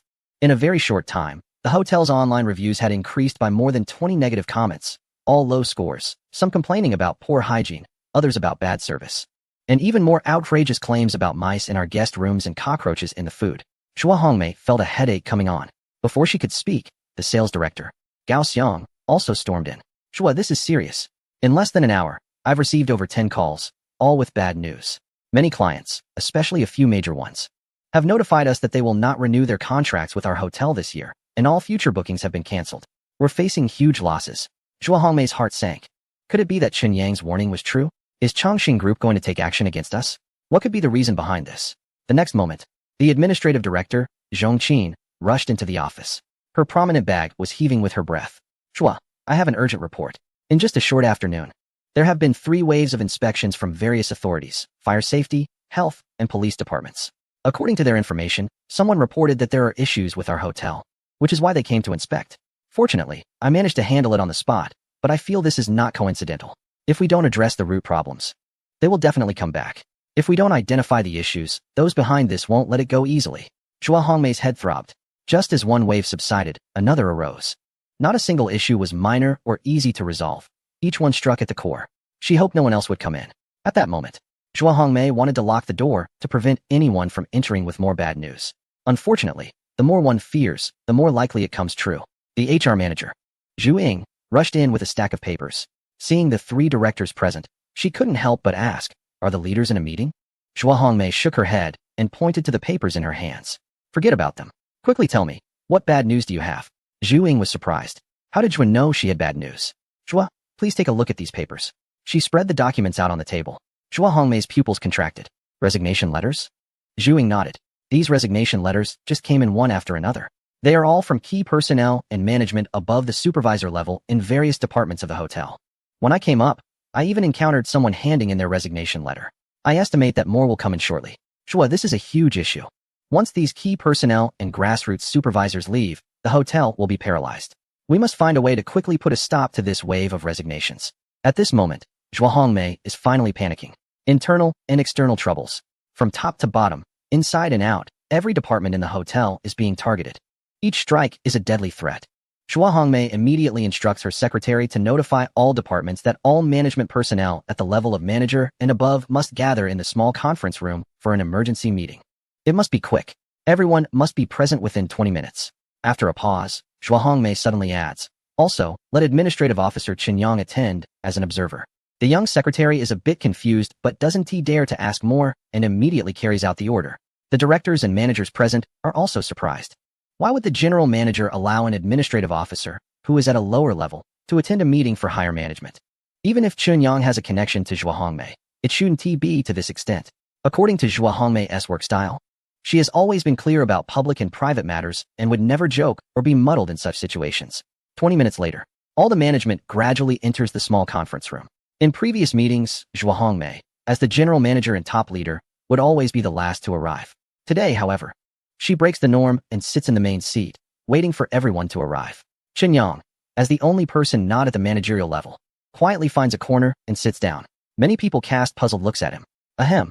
Zhua Hongmei coughs lightly, and the room immediately quiets down. The only agenda for today's emergency meeting is the significant crisis the hotel is facing.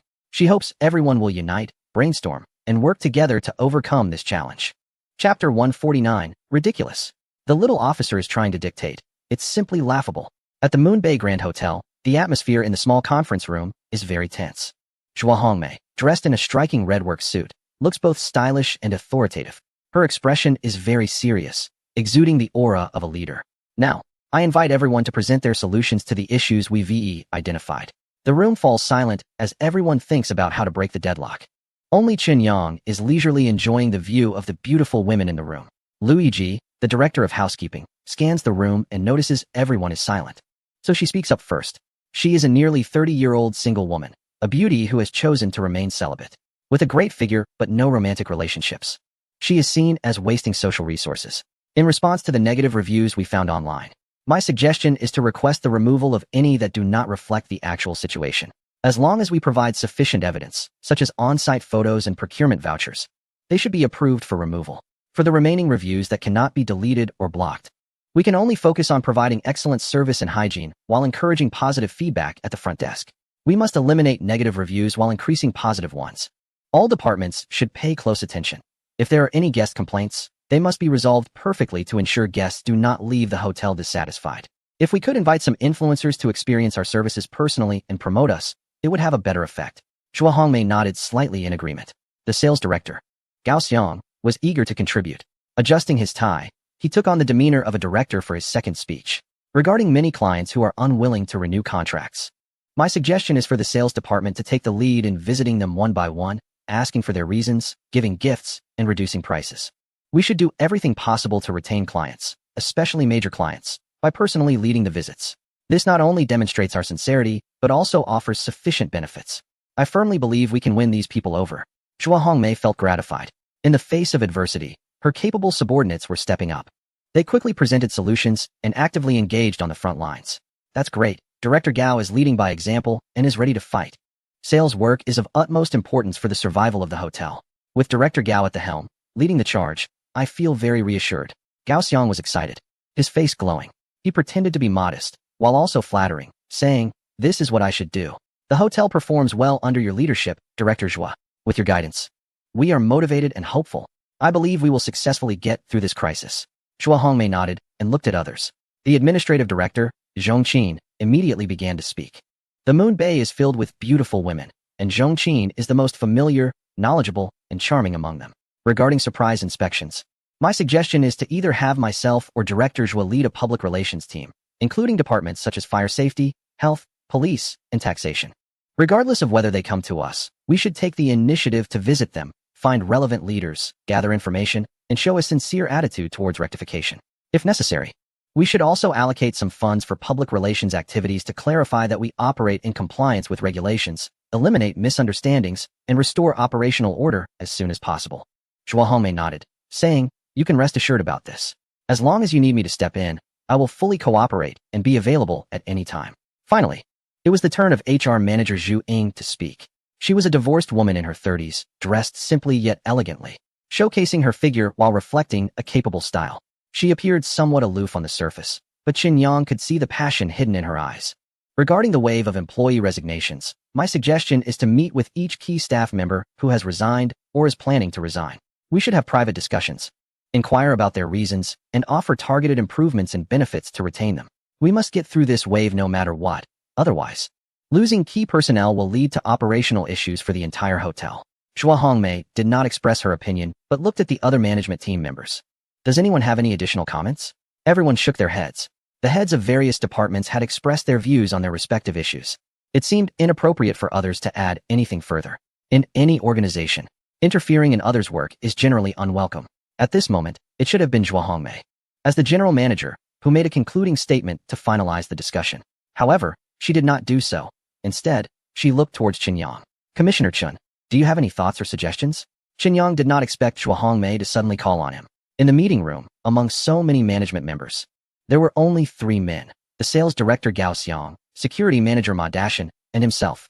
The rest were all women, each possessing unique qualities and charm. Just as Qin Yang was enjoying the view, he was unexpectedly called out by Zhua Hongmei. He quickly sat up straight and shifted his gaze away. before he could speak.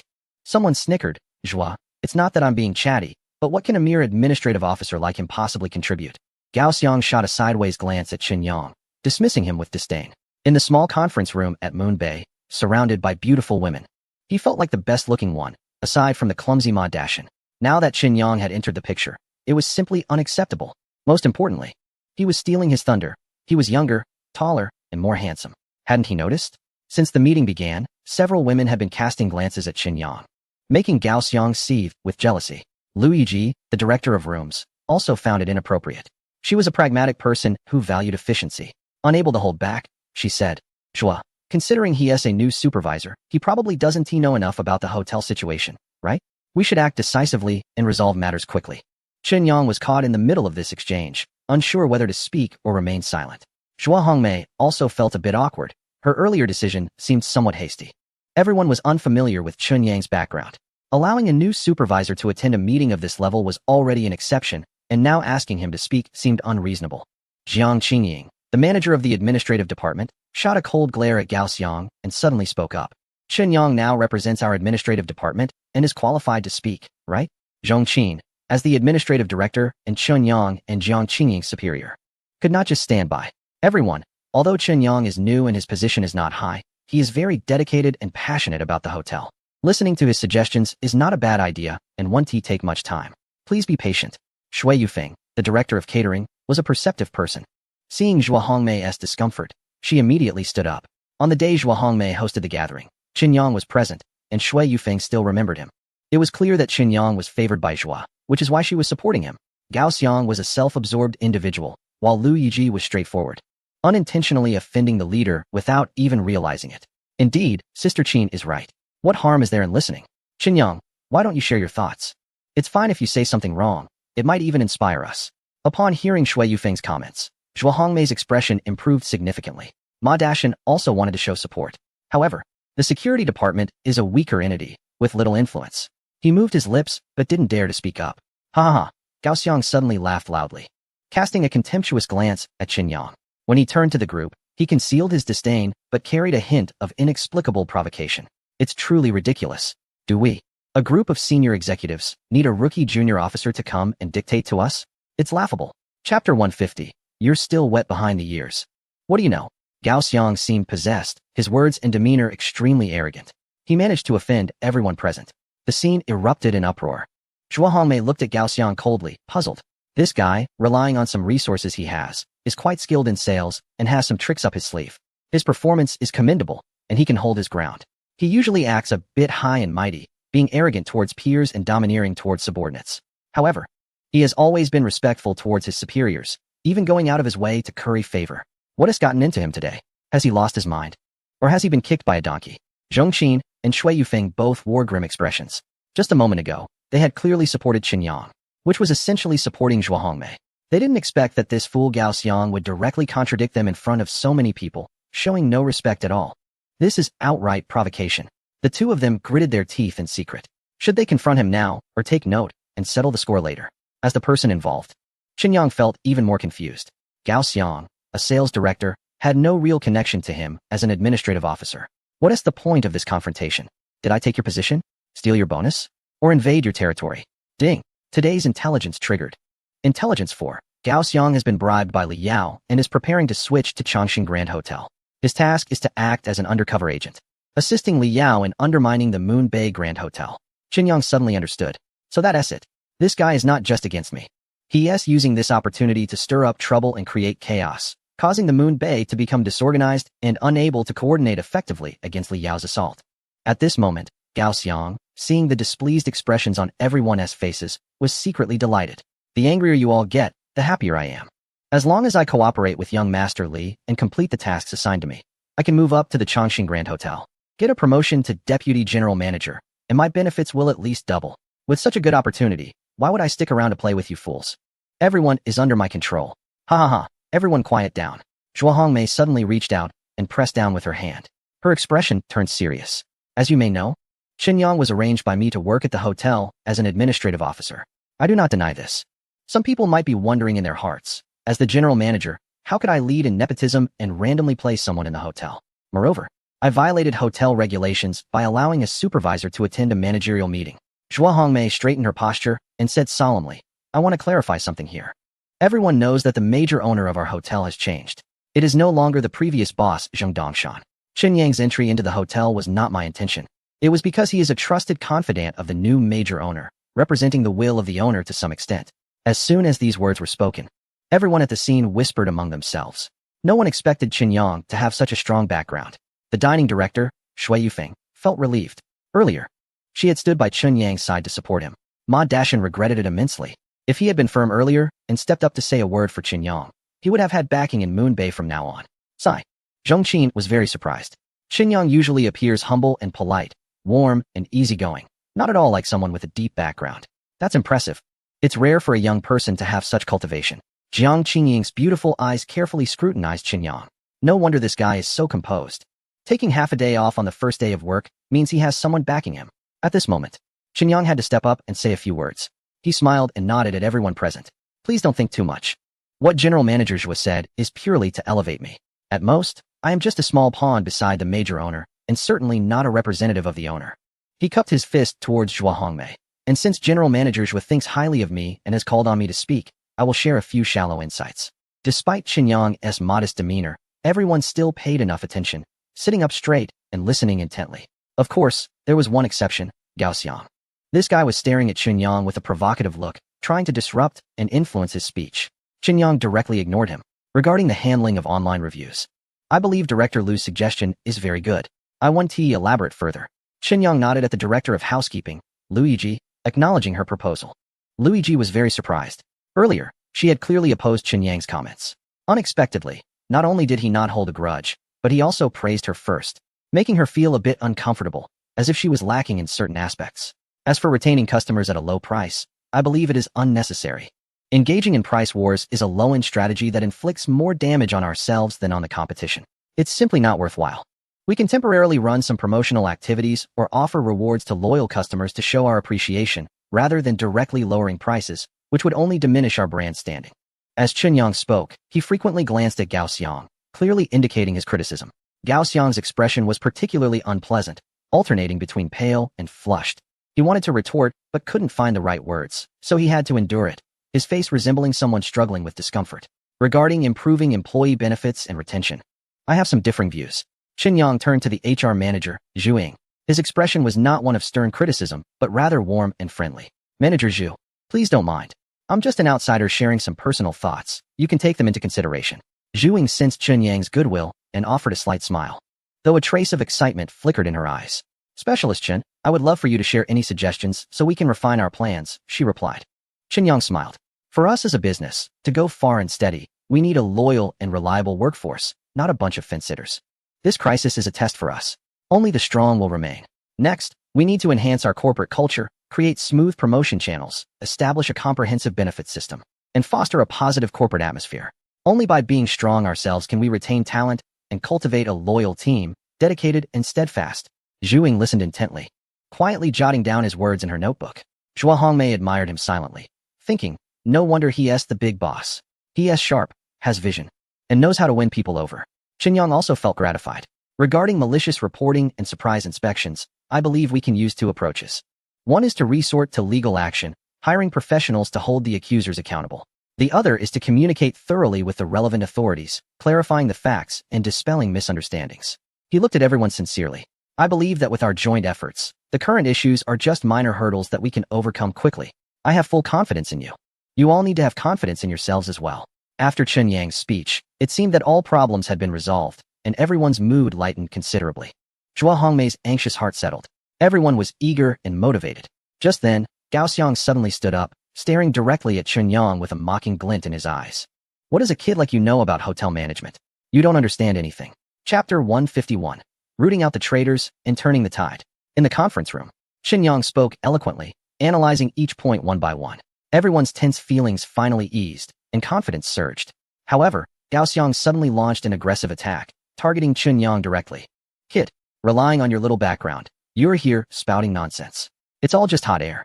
After talking for so long, if you have the ability, go retain a major client. Just talking big 1T instill confidence. If everyone believes your bluster, forget about confidence. I estimate that in the end, people will want to give up. Gao Xiang's words instantly pulled everyone back from their fervor to reality. Indeed, mere words weren't enough. Execution was necessary. And it had to be effective to resolve the current crisis. Such significant matters couldn't be handled just by talking big or a few motivational speeches. The hard-won unity, enthusiasm, and drive vanished in an instant, all scattered. Seeing everyone fall into panic again, a glimmer of amusement flashed in Gao Xiang's eyes. You think you can unify thoughts, build confidence, and stand together against external challenges? Dream on. As long as I'm here, don't even think about it. I'm the one who disrupts things. If you succeed, how can I change jobs? How can I rise to power? Qin Yang's gaze was sharp. He saw through Gao Xiang's little schemes and smiled coldly. Director Gao, you don't really think that no one knows what you're doing, do you? 3 hours ago, you were at a certain tea house. In a private room, meeting someone and promising them certain conditions. Do you really think it's all under the radar? Gao Xiang trembled all over. A hint of panic flashing in his eyes. Trying to remain calm in front of everyone, he stammered. What are you talking about? I don't understand. Qin Yang laughed heartily. Gao Xiang, every move you make is within my grasp. Tell everyone, are you sitting here to solve problems or to create them? Gao Xiang was completely flustered.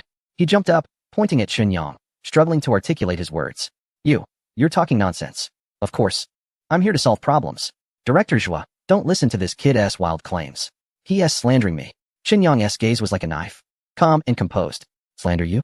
Then let me ask, why did you propose visiting major clients instead of having Director Zhua lead the charge? Why are you the one taking the lead? If I'm not mistaken, you'll probably lose all 10 clients, and in the end, all the major clients will go to a certain hotel. Why did Director Zhua specifically ask me to speak, and you're trying to disrupt that? We have no grievances in the past, and no enmity in recent days. Why are you targeting me so much? ISNT it to create chaos, throw everything into disorder, and lead everyone into panic and infighting? Gao Xiang's secrets were completely exposed, leaving him in a state of panic. You're lying, I'm not. Confident. Qin Yang smiled lightly. Have you ever thought about why I can be so clear about all this? Why do I know everything about you so well? Do you still think I have no evidence? Do you really want me to bring out the video recordings for everyone to hear and see? Gao Xiang's pupils dilated. His face filled with terror. Impossible. I was especially careful back then. No one was following me, and there was no third person at the scene. Boom. The entire venue exploded. Everyone looked at Gao Xiang with anger. Who would have thought that the esteemed sales director was actually an undercover agent for the other side? Bought off and lurking within our ranks. No wonder this guy was acting strangely today, stirring up trouble everywhere. I thought he was just being erratic. Turns out, there was a big traitor. Zhua Hongmei's face turned red with anger. Gao Xiang, you traitor who eats from both sides. What have I, Zhua Hongmei, done wrong to you in Moonbei? You jumped from a mere sales staff to the position of sales director in just 3 years, and you're still not satisfied? Have you forgotten who gave you all of this? Gao Xiang sneered coldly. Everything I have is earned through my own ability. If it weren't for my efforts, could you have promoted me? If it weren't for my performance, could you hold your current position? Zhua Hongmei was almost driven mad. I've seen ungrateful people, but I've never seen anyone so brazen. All right, you're impressive, but do you think you can advance by any means necessary, harming Moonbei and us? Gao Xiang said matter-of-factly. If one doesn't serve oneself, heaven will punish them. As long as I bring you down, I can not only advance, but also cling to the wealthy Li family's heir. So tell me, how should I choose? Zhua Hongmei was so angry that she didn't want to say another word. Bang! She slammed the table hard. Gao Xiang, get out. Right now, immediately. Get out of Moonbei. You are fired. At this moment, both sides had completely torn off their masks. Gao Xiang was no longer afraid. He arrogantly said, damn it. If you don't want me to work, then I don't want to work either. Going to the Chongqing Hotel? Directly sitting in the vice president's position is much better than being a mere director, isn't it? He proudly scanned the room. Extending an olive branch, he said, everyone, don't say I'm not giving you opportunities. Who wants to come with me? I can promise you that as long as you come over, you will all be promoted by 1 level, with at least a 50 increase in benefits. After all, I need a few helpers to go over there by myself. If you follow me, I will definitely not mistreat anyone. In an instant, the scene became chaotic. Everyone was whispering among themselves. Zhu Ying looked anxious. She was in charge of human resources. All the people present were the management of the hotel, the absolute core. Even losing one person would be difficult for her. After all, finding a suitable candidate for an important position is really not easy. Zhong Qin and Jiang Qingying were also secretly alarmed. With so many people present, it's hard to guarantee that a few wouldn't be tempted. If someone really gets swayed, the impact would be very adverse. Gao Xiang wore a smug expression. The performance on site was completely within his expectations. Who would refuse progress? Who wouldn't want a raise? In the face of blatant interests, all morals are just a cover. He aimed to slap Zhua Hongmei in the face with actual results. His choice was not wrong. Many others stood with him, on the side of money and benefits. In an instant, Zhuo Hongmei's face turned pale with anger. She immediately wanted to stand up and stop Gao Xiang from undermining her. Instead, it was Chen Yang who reached out to hold her back, appearing calm and completely unconcerned that someone might be swayed. Gao Xiang, you overestimate yourself and underestimate everyone here. Don't you? Do you think anyone would be as shameless as you, betraying friends and turning against their former masters? Let me tell you, there's no one. Chen Yang's voice suddenly rose, shaking the entire space with its powerful deterrence. In that moment, his image soared, instilling fear in others. The meeting room fell silent in an instant. The previous whispers disappeared, and everyone sat up straight, looking at Chen Yang with righteous expressions, fully showcasing what a loyal and reliable employee should look like. Oh my! Zhu Ying rubbed her eyes, seemingly unable to believe that everything before her was real. Zhong Qin and Jiang Qingying exchanged glances, both seeing shock in each other's eyes. Zhuo Hongmei was directly dumbfounded, as if she had seen a ghost. How could this be possible? At that moment, Gao Xiang was like an inflated balloon that suddenly had its plug pulled, deflating instantly. He had intended to take a few people with him in front of everyone as he left, to slap Zhuo Hongmei in the face and achieve his moment of glory. Unexpectedly, he broke down in just 1 second. He became the one who was slapped in the face, writing down an unforgettable shame for himself. Chen Yang's approving gaze swept across everyone's faces. Good job. Of course, if any of you are tempted to follow Gao Xiang to pursue a better future, I want to make it clear that the door is open, and I won't stop you. However, a friendly reminder, be prepared to find a new job. Gao Xiang's choice is definitely not a wise one. In the near future, he will surely regret it. If you go with him, you will also regret it. Let's wait and see. At this point, Gao Xiang really couldn't stay any longer. Each passing second meant enduring another second of humiliation. He didn't have the courage to refute anything anymore. This kid Chen Yang could really talk. Just a few words had scared all the tempted people into trembling. Not only did they not dare to change jobs, but they also clung tightly to their positions, proving their loyalty and dedication. It was truly ridiculous. Seeing Gao Xiang leave with his tail between his legs, the entire meeting room erupted into thunderous applause. The applause is both a celebration of the expulsion of internal traitors and a sincere tribute. This is the glory belonging to Chen Yang. The applause is for him, especially from Zhu Ying, Shui Yufeng, Luigi, Zhong Qin, Jiang Qingying, Zhuo Hongmei, and others. Excitedly, they all stood up. Their bodies trembled with enthusiasm, and they clapped fervently. Their hands turned red from clapping, yet there was no intention to stop. The applause continued endlessly. Chen Yang stood up with a smile, pressing his hands down to gradually quiet the applause. Thank you all for your support and encouragement. However, I didn't just dig out and kick out Gao Xiang to eliminate the traitor. I also have something significant to announce, a major move. This is key to retaining clients and resolving crises. If we keep Gao Xiang, he will definitely steal information and report it to his new master, trying to sabotage our actions. Zhuo Hongmei asked with a smile, do you have a big plan? Please share. We are all looking forward to it. The crowd echoed her sentiment. Chen Yang replied with a smile, to retain our major clients and stabilize our foundation. I suggest we hold a thank you event for our old clients tomorrow at noon in a small banquet hall. All departments should work together to secure our major clients. The director of catering, Luigi, promptly shared her thoughts. Commissioner Chen, your suggestion is excellent. I personally support it. However, there's one issue. We currently don't have a sales director. Most of our previous major clients were personally managed by him. Now that he has defected, he will certainly try to take these clients away. I'm worried. Will these major clients come? How many will be willing to attend? And who will be responsible for hosting them? Zhong Qin and others showed worried expressions, clearly concerned about these issues.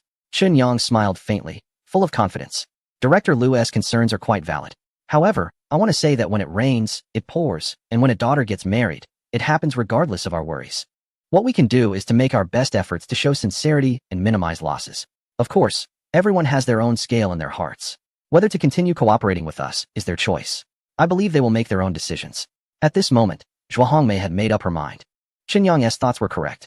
Regardless of how they choose, we must actively strive. Alright, I've decided to host a banquet for our major clients tomorrow at noon. The sales department will be responsible for listing attendees and ensuring one-on-one connections and hospitality. The catering department will arrange the venue and prepare the banquet. The administrative department will prepare gifts. This banquet will be co-hosted by me and Commissioner Chen. After making the decision, many were still filled with anxiety. But they immediately took action. With the banquet scheduled for tomorrow at noon, preparations needed to start today. The timeline was indeed very tight. Back in the general manager's office, Zhuo Hongmei's face was full of worry, while Chen Yang remained calm and composed. Sister Hongmei, don't worry, I have it all figured out. When the invitations are sent out, Just say one thing. I estimate that about 80 of the people will come. Zhuo Hongmei perked up. What do you mean? That's impressive. Qin Yang smiled. Just tell them that Wang Huaiji from the municipal government will also attend the banquet. Zhuo Hongmei's eyes lit up. Wang Huaiji? Is he the secretary of Mayor Li Zhenjiang? Qin Yang nodded. Zhuo Hongmei excitedly paced back and forth. Really? If he can come, the vast majority of guests will definitely show up. But can you really invite Secretary Wang? Qin Yang chuckled. It's almost certain. If he's really busy, I can even invite the mayor's son. In any case, I won't let our guests down. At this point, Zhuo Hongmei felt completely reassured and gained a new understanding of Chun Yang's abilities. Perhaps she had been greatly mistaken in her previous views of him. Seeing Zhuo Hongmei in a daze, Qin Yang added, wait a moment. When the sales department brings out the list, remember to show it to me. I might want to add a few names. Zhuo Hongmei nodded in agreement. Gao Xiang, carrying a cardboard box, walked out of the Moon Bay Grand Hotel. He immediately called Li Yao's assistant to report the situation. After hearing the report, the assistant quickly relayed it to Li Yao. Li Yao was very surprised. This kid Qin Yang discovered it so quickly? He's quite fast. The assistant hesitantly asked. What about Gao Xiang? Li Yao waved his hand. This person is all show and no substance, with poor character, and has little value left. Let him go to Chongqing Grand Hotel as a sales deputy director. The assistant was taken aback. He wanted to say something, but held back. He stepped aside to call Gao Xiang back. Upon hearing this, Gao Xiang felt a chill in his heart. Sales deputy director? Isn't that the deputy general manager? At that moment, he truly regretted his decisions. He had been developing well at Moon Bay. With just 2 more years of effort, he had a good chance of being promoted to deputy general manager. Now, not only could he not be promoted, but he was also demoted by half a level. 3 years of hard work, back to square one. Desperate measures that ruined his future. I really messed up. In the end, under the pressure from Chongqing Group, Gao Xiang had no choice but to reluctantly accept the arrangement. If he didn't accept the deputy director position, he might not even be able to stay in the hotel industry. The news spread to Moon Bay Grand Hotel the next day. Everyone secretly felt relieved that they hadn't lost their heads and got mixed up with Gao Xiang. Otherwise, their fate would have been the same as his. At the same time, they were very impressed with Chun Yang's predictions. They were thankful for his timely warning that saved their futures. That night, many people were working overtime, while Qin Yang enjoyed a leisurely time and had a good sleep. The next morning, he checked the daily intelligence. Ding! Today's intelligence refreshed. Intelligence 1, Spy 1105 is preparing to escape. Intelligence 2, Chapter 153, Master Planner, has gained a new skill. Intelligence 1, Spy 1105 is preparing to escape. Intelligence 2, in order to take care of his elderly grandmother, Wang Fei has left the mercenary organization and his assets have been frozen. Intelligence 3, Li Yao is unwilling to give up on the Bai family and will take further action. Check the first piece of intelligence. Room 1105. Maizro Caven and the blonde woman Yuna are discussing how to escape. The two left simultaneously at noon today. Caven headed straight to Jiangxing International Airport to fly abroad. Yuna transferred to a neighboring province before taking a flight. Qin Yang felt a tightness in his chest. There was still no news from Black Tiger. But these two were about to run. Should he capture them or not? The second piece of intelligence is about security expert Wang Fei. No wonder he is so skilled at tailing operations. He is actually a seasoned mercenary. With good skills and ample experience, he is indeed very rare and can be reused.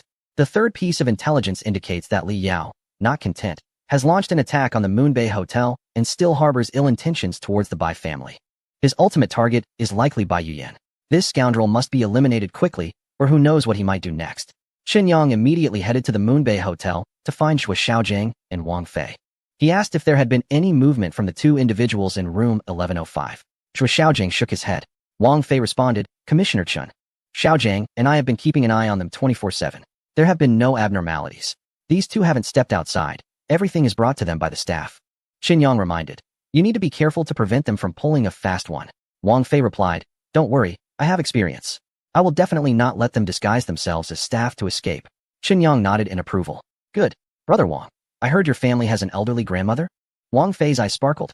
How did Commissioner Qin know? Qin Yang quickly explained, Brother Wang, don't misunderstand. After all, Xiaojing is my brother. I recommended him to you as a mentor, so I have to take responsibility for him. That is why I paid a little attention. Wang Fei's expression softened. Shui Xiaojing looked at Qin Yang, feeling very touched. Yang Gu is too good to me. Qin Yang took out his phone and directly transferred 100,000 yuan to Wang Fei, also sending him an address. Wang Fei looked surprised. Commissioner Qin, what is this? Qin Yang smiled and said, I rented a place near the hotel for you. It's a 2-bedroom apartment, not too big, but it should be enough for your grandmother. I've paid 2 years' rent. So you can just move in. This way, your grandmother will be comfortable, and it will be convenient for you to take care of her, allowing you to work with peace of mind. As for this 100,000 yuan, it's for your relocation expenses and to thank you for your guidance to Xiaojiang and your contributions to the hotel. Wang Fei hurriedly declined. Commissioner Chun, I can't accept this without merit. Qinyang waved his hand. Wang Ge, we hit it off right away. We are both straightforward men full of passion.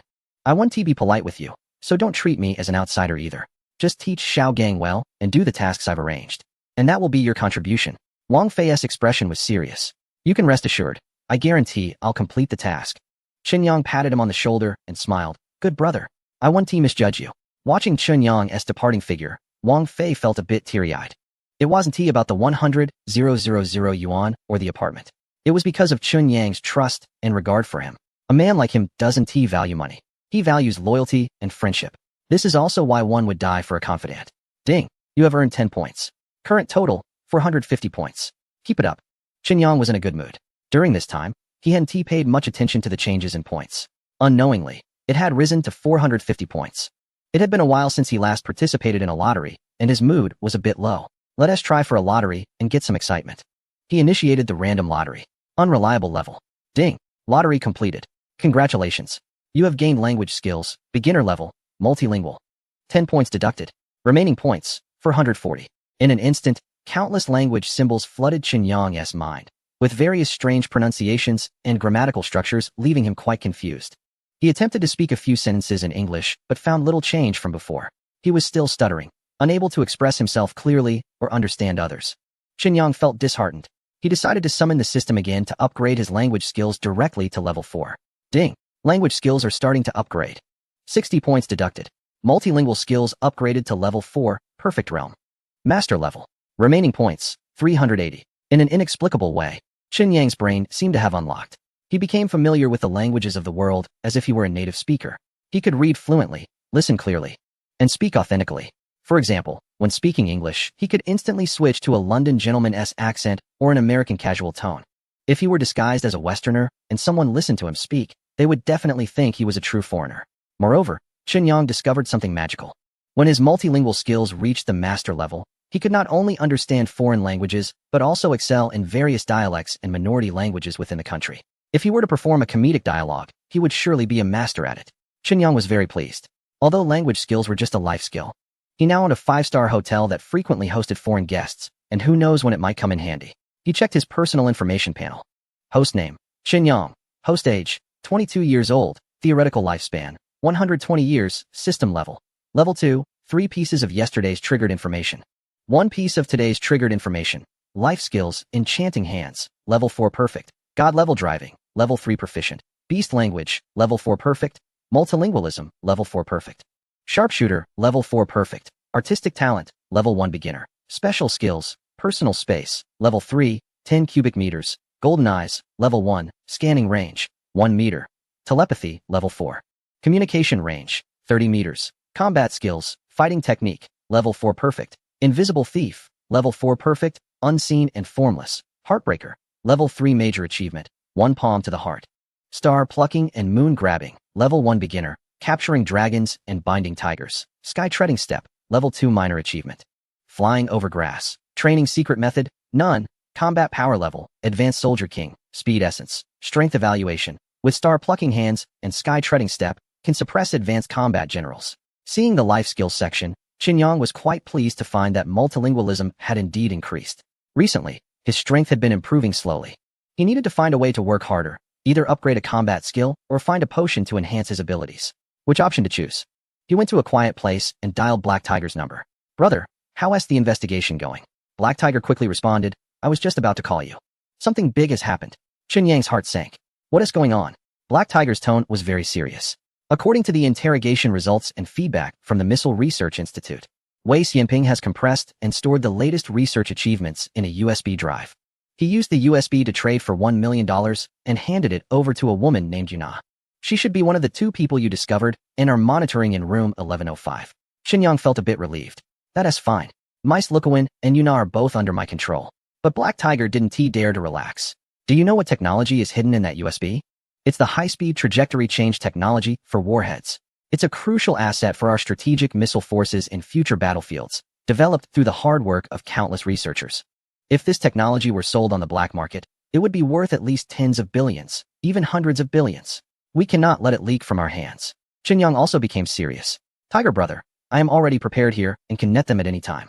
I think the sooner we act, the better. Black Tiger replied. All right, I'll arrange it. There are also a few foreign spies and turned insiders that we must capture at the same time. Let us set the time for 1 hour from now and act simultaneously. After hanging up the phone, Qinyang immediately began preparations. Based on the intelligence, Kevin and Yuna were expected to leave at noon. Qinyang made a decision. An hour later, in room 1105, the plan was to capture both individuals simultaneously. At that moment, he briefed 6 team members on the operation. 2 were assigned to the front door and 2 to the back door. While 1 was positioned at each side, their main responsibility was to serve as the second line of defense. In case the capture in the room failed and the 2 managed to escape, these 6 would block the exit. It was a double insurance. Immediately after, Qinyang led Zhou Xiaojing and Wang Fei to the 11th floor. They arranged for a room service attendant on duty to knock on the door. Qinyang hid to the side, ready to launch the main attack, while Zhou Xiaojing concealed himself nearby to assist. Wang Fei entered the adjacent room, checked the balcony window, and lay in wait. Once the door opened, he would break in through the window and attack the 2 from behind. Ideally, they would capture them alive. But if that wasn't possible, they could take lethal action. The key was to find the USB drive. Ding dong. The room service attendant rang the doorbell. Inside the room, Kevin and Yuna were both alert. They exchanged glances, and Kevin gestured for Yuna to check the peephole. Yuna leaned in and saw a female attendant around 30 years old. She turned back and whispered, "It's the room service attendant. No problem. I've seen her before." Kevin remained tense and decided to test the situation. Yuna nodded and opened the door a crack, both of their hands hidden behind their backs, revealing a mini handgun. Qinyang did not act because the security chain was still on the door. "What do you want?" Yuna asked calmly. The attendant was unaware that Yuna was concealing a gun and had no idea that Qinyang was there to apprehend spies. She maintained a neutral demeanor. "Hello. I wanted to check if you need your room cleaned," she said. Yuna, with a sharp gaze, countered, "Didn't I mention before that I don't need cleaning?" The attendant smiled slightly. "I'm responsible for the room service on the 11th floor. Your room hasn't been cleaned for many days. It must be quite dirty, right? According to regulations, if it hasn't been cleaned for over 3 days, I have to ask again to avoid neglecting the guests. Ma'am, are you sure you don't need cleaning?" Yuna hesitated, pondering her response. The attendant, noticing her indecision, took a step back. "I'm really sorry to disturb you. If you're certain you don't need it, I'll move on to the next room."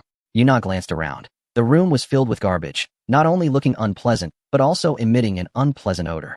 As a woman with slight cleanliness issues, staying in such an environment was indeed difficult. She exchanged looks with Kevin, seeking his opinion. Kevin nodded and tucked the handgun back into his clothing. "Wait, you can come in. Just do a quick clean. Please be as fast as you can." The attendant smiled. "Okay, I'll collect the garbage and bring you some mineral water, tissues, toothpaste, and the like." Yuna also put away her gun, removed the security chain, and slowly opened the door. The attendant stepped inside. A strong force pulled her to the side. Qinyang stepped lightly, rushing into the guest room like a gust of wind. Yuna sensed something was wrong and wanted to draw her gun, but it was too late. Qinyang struck her neck with a palm. Yuna felt dizzy and collapsed to the ground. This strike was not meant to be lethal, otherwise she wouldn't have been able to withstand it. In the instant she fell, Kevin had already drawn his gun and aimed at Qinyang, pulling the trigger. Qinyang predicted his move, dodging left and right. Bang, bang, bang. 3 shots fired, all missing their target. Crash. Wang Fei broke through the window, attacking Kevin from behind. Kevin hurriedly turned around and fired back. Bang. He only managed to shoot once before Qinyang used a technique to subdue him, controlling his arm and pointing the gun downward. Bang. The bullet hit the ground. Wang Fei moved quickly, closing the distance and landing a punch on Kevin's face. Kevin was knocked down, blood streaming from his face. Qinyang immediately dislocated Kevin and Yuna's joints and put handcuffs and shackles on them. Then, he quickly searched Kevin. "What? Nothing?" Qinyang felt a bit anxious. "Brother Wang, search the room for anything unusual, especially a USB drive." Wang Fei immediately began searching. Qinyang also searched Yuna. This woman was young, beautiful, and had a great figure. Qinyang found it a bit difficult to proceed. She was curvy and tightly built, making it hard to search for something as small as a USB drive. Where could she hide it? After a long while of searching, he still couldn't find it and had to give up for now. Wang Fei also found nothing. At this moment, Qinyang felt a bit panicked. The USB drive contained the most advanced missile technology, which was of immense military value and crucial for the country. He absolutely could not allow such important military technology to leak from his hands. "Brother Wang, from now on, you are responsible for sealing off this guest room. Inform Director Luigi that no one is allowed to enter this room, not even the police." Wang Fei looked troubled. "Big brother, how can I stop the police?" Qinyang understood his concerns. Don't worry. I'll handle the police. Just stay here and wait for my notification. You can only leave once I say to lift the lockdown. Wang Fei nodded seriously, assuring him he'd complete the task. After that, Chen Yang left one operative at the scene to deal with the police investigation while he took Kevin and Yuna under guard, with 5 team members protecting them. They rushed back to the secret base at high speed. Upon seeing Heihu, Chen Yang urgently said, "Brother Hu, things are not good. Kevin and Yuna have been captured. But the USB drive hasn't been found. Where do you think it could be?" Chapter 155, A Beautiful Dance, A Visual Feast, Secret Base. Black Tiger was taken aback. What? The USB drive is missing? Chen Yang nodded, looking dejected. Black Tiger furrowed his brows, pacing back and forth in the office. Both spies had been caught. So how could the USB drive be missing? If it wasn't on them, it must still be in the room. I will send someone to continue the search. Chen Yang said, "I have people guarding the room. There's no problem with security." Black Tiger nodded. "Then let's bring special equipment and do a thorough check. If we still can't find it in the room, that would be troublesome. We would have to rely on interrogation to find out the whereabouts of the USB drive." Chen Yang urged, "Brother Tiger, hurry and arrange for elite troops to conduct a surprise interrogation of the two. We need to find any clues. If you need my assistance, I will do my utmost." Black Tiger understood Chen Yang's feelings. "Brother, don't blame yourself. No one could have predicted this situation. They clearly had the people under watch and even caught them, yet the item went missing." Next came various interrogation techniques, one after another. Unfortunately, Kevin and Yuna were both elite agents, having undergone rigorous training. No matter what was asked, they remained silent. No matter how they probed, they were uncooperative. Chen Yang felt helpless. After being persuaded by Black Tiger, he temporarily left the base. "Brother Tiger, if there's any news, you must inform me right away." Black Tiger nodded. Chen Yang was feeling down. He went to the hospital to visit his parents. During this time, his father's injury had mostly healed, and he was preparing to be discharged soon. Chen Yang felt much more at ease. He also stopped by Yu Yan's office. "What brings you here?" A hint of surprise flashed across Yu Yan's face. Chen Yang smirked. "Why can't I come? Am I not a family member of the patient? Isn't it normal to come and thank the beautiful angel in white?" Yu Yan shot him a glance. "Did you have honey this morning?" Chen Yang chuckled. "Would you like to have a taste?" Saying this, he leaned closer to the beautiful doctor. Yu Yan was startled and immediately stood up, trying to escape. But Chen Yang grabbed her. "Don't be alarmed." Chen Yang glanced at the office door, then turned back. Bang! The door was locked. Yu Yan's face turned instantly red. "This is the office. What do you want to do?" Chen Yang looked her up and down, admiring the white coat paired with Yu Yan's stunning looks and her long, fair legs. "That's quite a uniform you have there. What do you think I want to do?" Yu Yan wrapped her white coat tighter.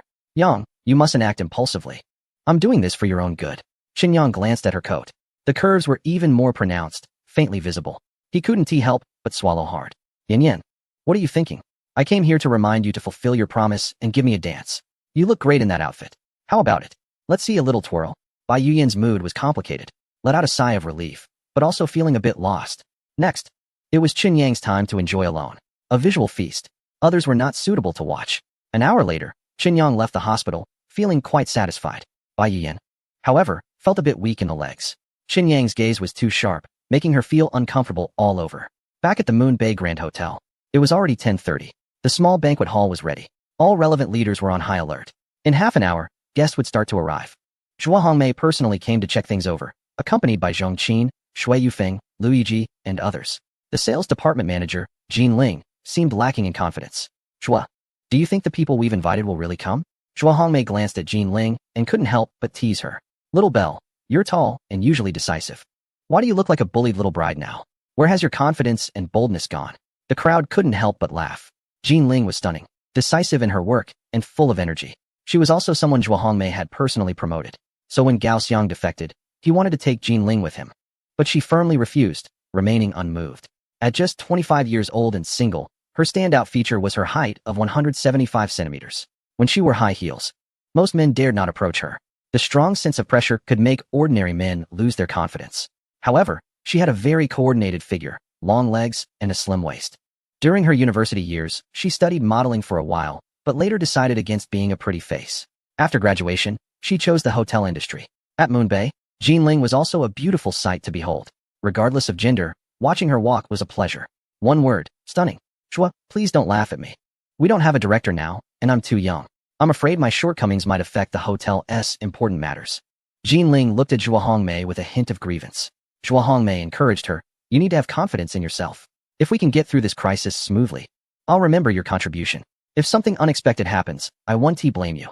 Jin Ling nodded seriously. With such a leader, how could she not work hard? The group continued to check on the preparations. Zhong Qin whispered, Zhua, do you really trust Officer Qin that much? What if no big clients come? Zhua Hongmei paused for a moment before her steps became firm again.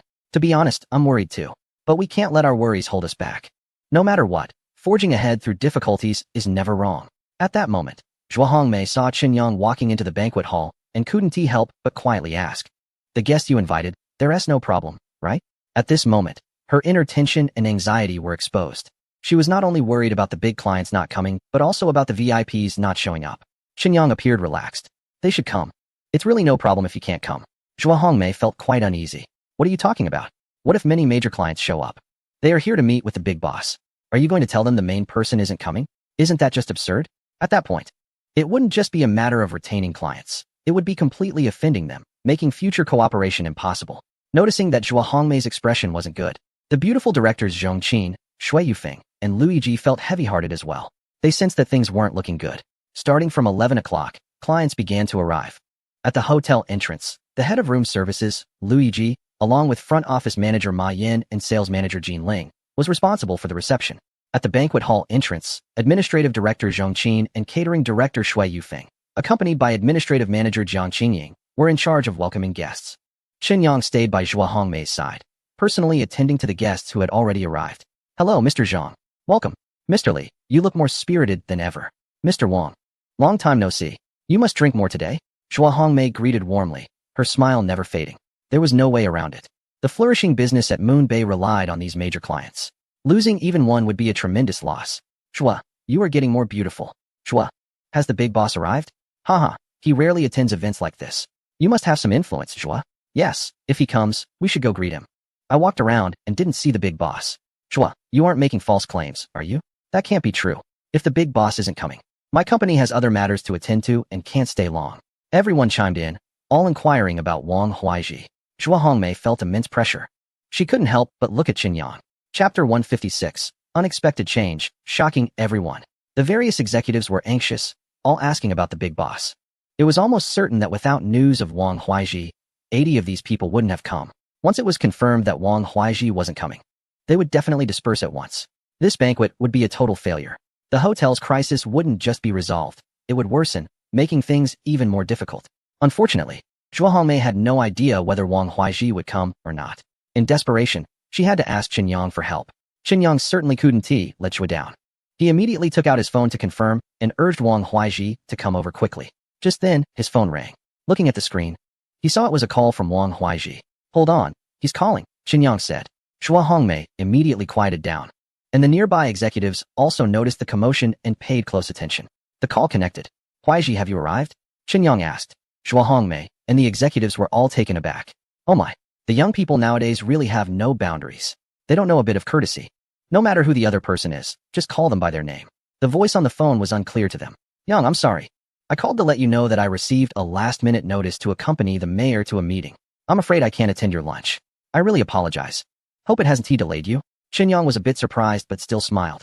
It's fine. You go ahead. We can meet up another time. After hanging up, Qin Yang looked at Zhua Hongmei. Wang has an urgent matter and can't make it. Zhua Hongmei's expression changed dramatically. This is bad. This time it really went wrong.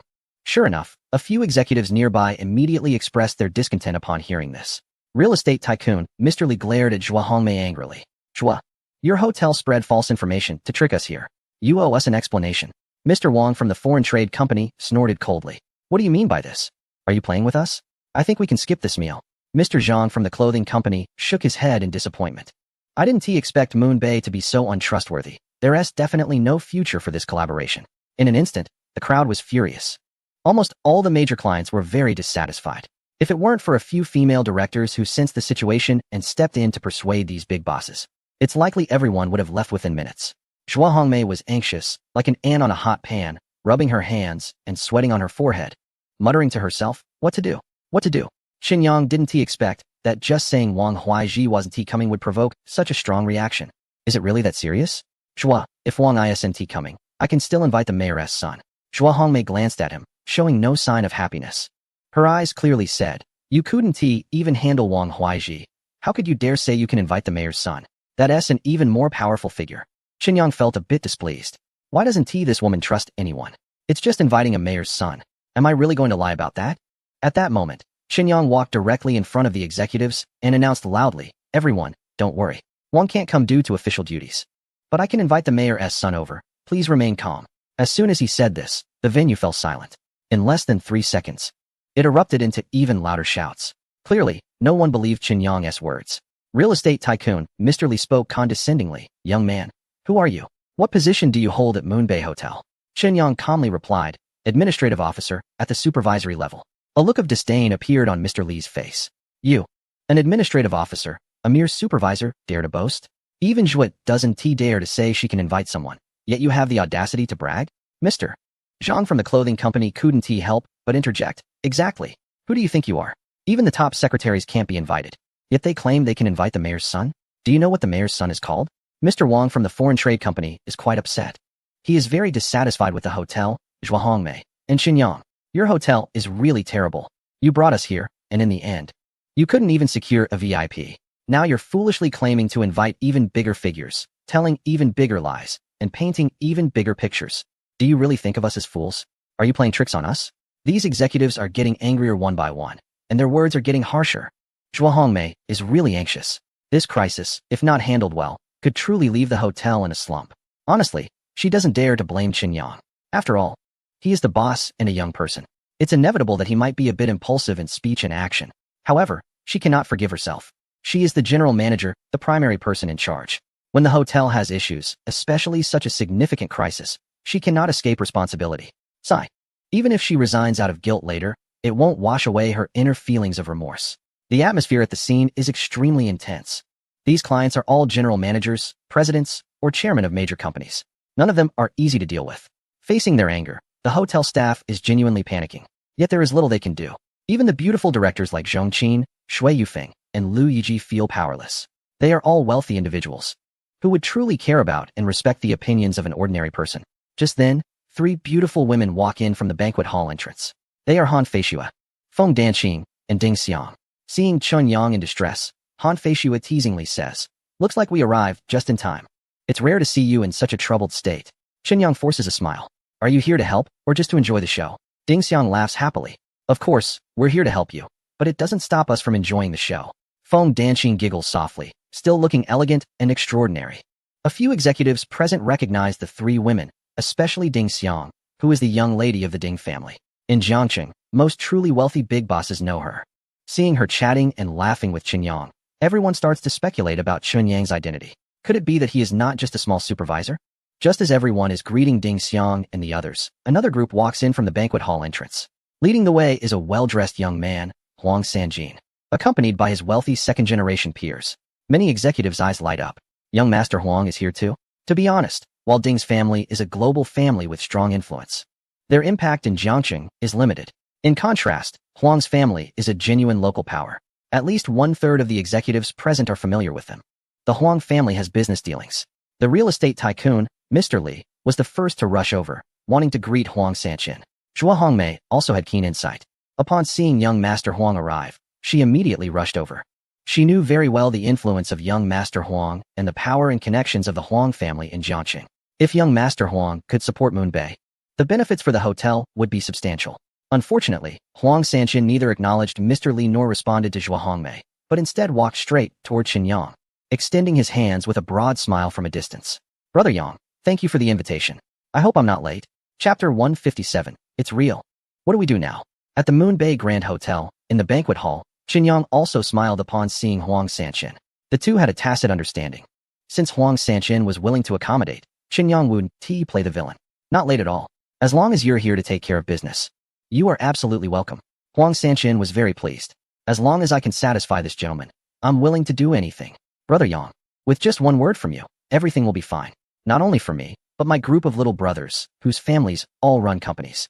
From now on, their high-end receptions will all be at Moonbay. I represent the Huang family to sign a long-term exclusive cooperation agreement with you. By the way, Brother Yang, since we're so familiar, can we get a little more discount? Qinyang laughed heartily. We must give young Master Huang face. It will definitely be the lowest discount. He turned to Zhuahongmei. Zhua, is that all right? Zhuahongmei was both surprised and delighted, nodding vigorously. The Huang family must have the lowest discount. Huang Sanqin smiled. In front of a group of younger brothers and big bosses, Qinyang gave him ample face, which was what he cared about the most. He was extremely happy and led a group of wealthy second-generation heirs into the venue, looking for seats. This scene was witnessed by all the executives present, leaving them puzzled. Who exactly is this young man, Chen Yang? He seems to have more presence than Zhuo Hongmei. Even Huang Sanqin, who often looked down on others, treated him with utmost respect. Could he also be the son of some wealthy family? However, there hadn't been any news about a powerful Qin family in Jiangcheng, or perhaps from other cities in Jiangnan province. Just as everyone was wondering, a middle-aged man strode in from the entrance, accompanied by aides, a secretary, an assistant, a driver, bodyguards, and a large entourage, exuding a strong presence. Real estate tycoon Mr. Li, with his sharp eyes, immediately recognized who this prominent figure was and quickly jogged over. Mr. Tang, long time no see. I'm Li from Dajiang Real Estate. Do you remember me? Tang Tianzi thought for a moment and seemed to have some recollection. Oh, it's Mr. Li. Hello. Mr. Li was about to shake hands, but unexpectedly, Tang Tianzi didn't stop and directly walked past him, quickly heading inside. Several top executives, feeling confident in their own abilities, took the initiative to approach Tang Tianzi for a chat. However, Tang Tianzi casually waved his hand and dismissed them, continuing to walk briskly inside. It seemed that there was someone present who was 100 times more esteemed than they were. Zhuo Hongmei was constantly observing the situation in the room. When she noticed someone enter, almost all the prominent figures actively sought to curry favor with him. She realized that this was an extraordinary individual. The banquet today was truly dynamic, with surprises and shocks occurring one after another. Now, another heavyweight had arrived. How should they receive such an impressive person? She didn't even know him. Just as she felt at a loss, Chen Yang stepped forward. Zhuo Hongmei was stunned. This big shot was a friend of the young boss. Chun, my brother, I didn't expect us to meet so soon. Tang Tianzi greeted warmly. Chen Yang was about to shake hands when Tang Tianzi pulled him in for a bear hug. Tang, what brings you here? I don't think I invited you. Chen Yang said, feeling uncomfortable with the strong embrace. If it were a beautiful woman, it would be different, but two big men hugging? Tang Tianzi pretended to be angry. What? You don't welcome me? If it weren't for Miss Ding informing me, I would have missed out on a good meal. Chen Yang suddenly understood and glanced at Ding Xiang, who stuck out her tongue and made a cute face. He pushed Tang Tianzi away. Damn. I didn't call you because I was afraid you'd come for a drink. I didn't expect you to sniff it out and chase me down. The two laughed heartily, walking shoulder to shoulder toward the main table. At that moment, everyone could see that this young man was definitely not simple. He was not just a minor supervisor. He was clearly a high-status heir, even more so than Zhuo Hongmei. Otherwise, how could Tang Tianzi, from the prominent Tang family, be so friendly with Chen Yang? Zhong Qin was very surprised. She quietly approached Zhuo Hongmei. Zhuo, what exactly is Chun's background? Why are all these big shots so enthusiastic towards him? Zhuo Hongmei was puzzled and shook her head slightly. She was just as confused. Besides knowing that Chen Yang was the true owner of Yuliang Bay, she didn't know much more than Zhong Qin. Thinking about it, she felt quite ashamed. As a professional manager, not knowing her own boss's background was a bit of a dereliction of duty, wasn't it?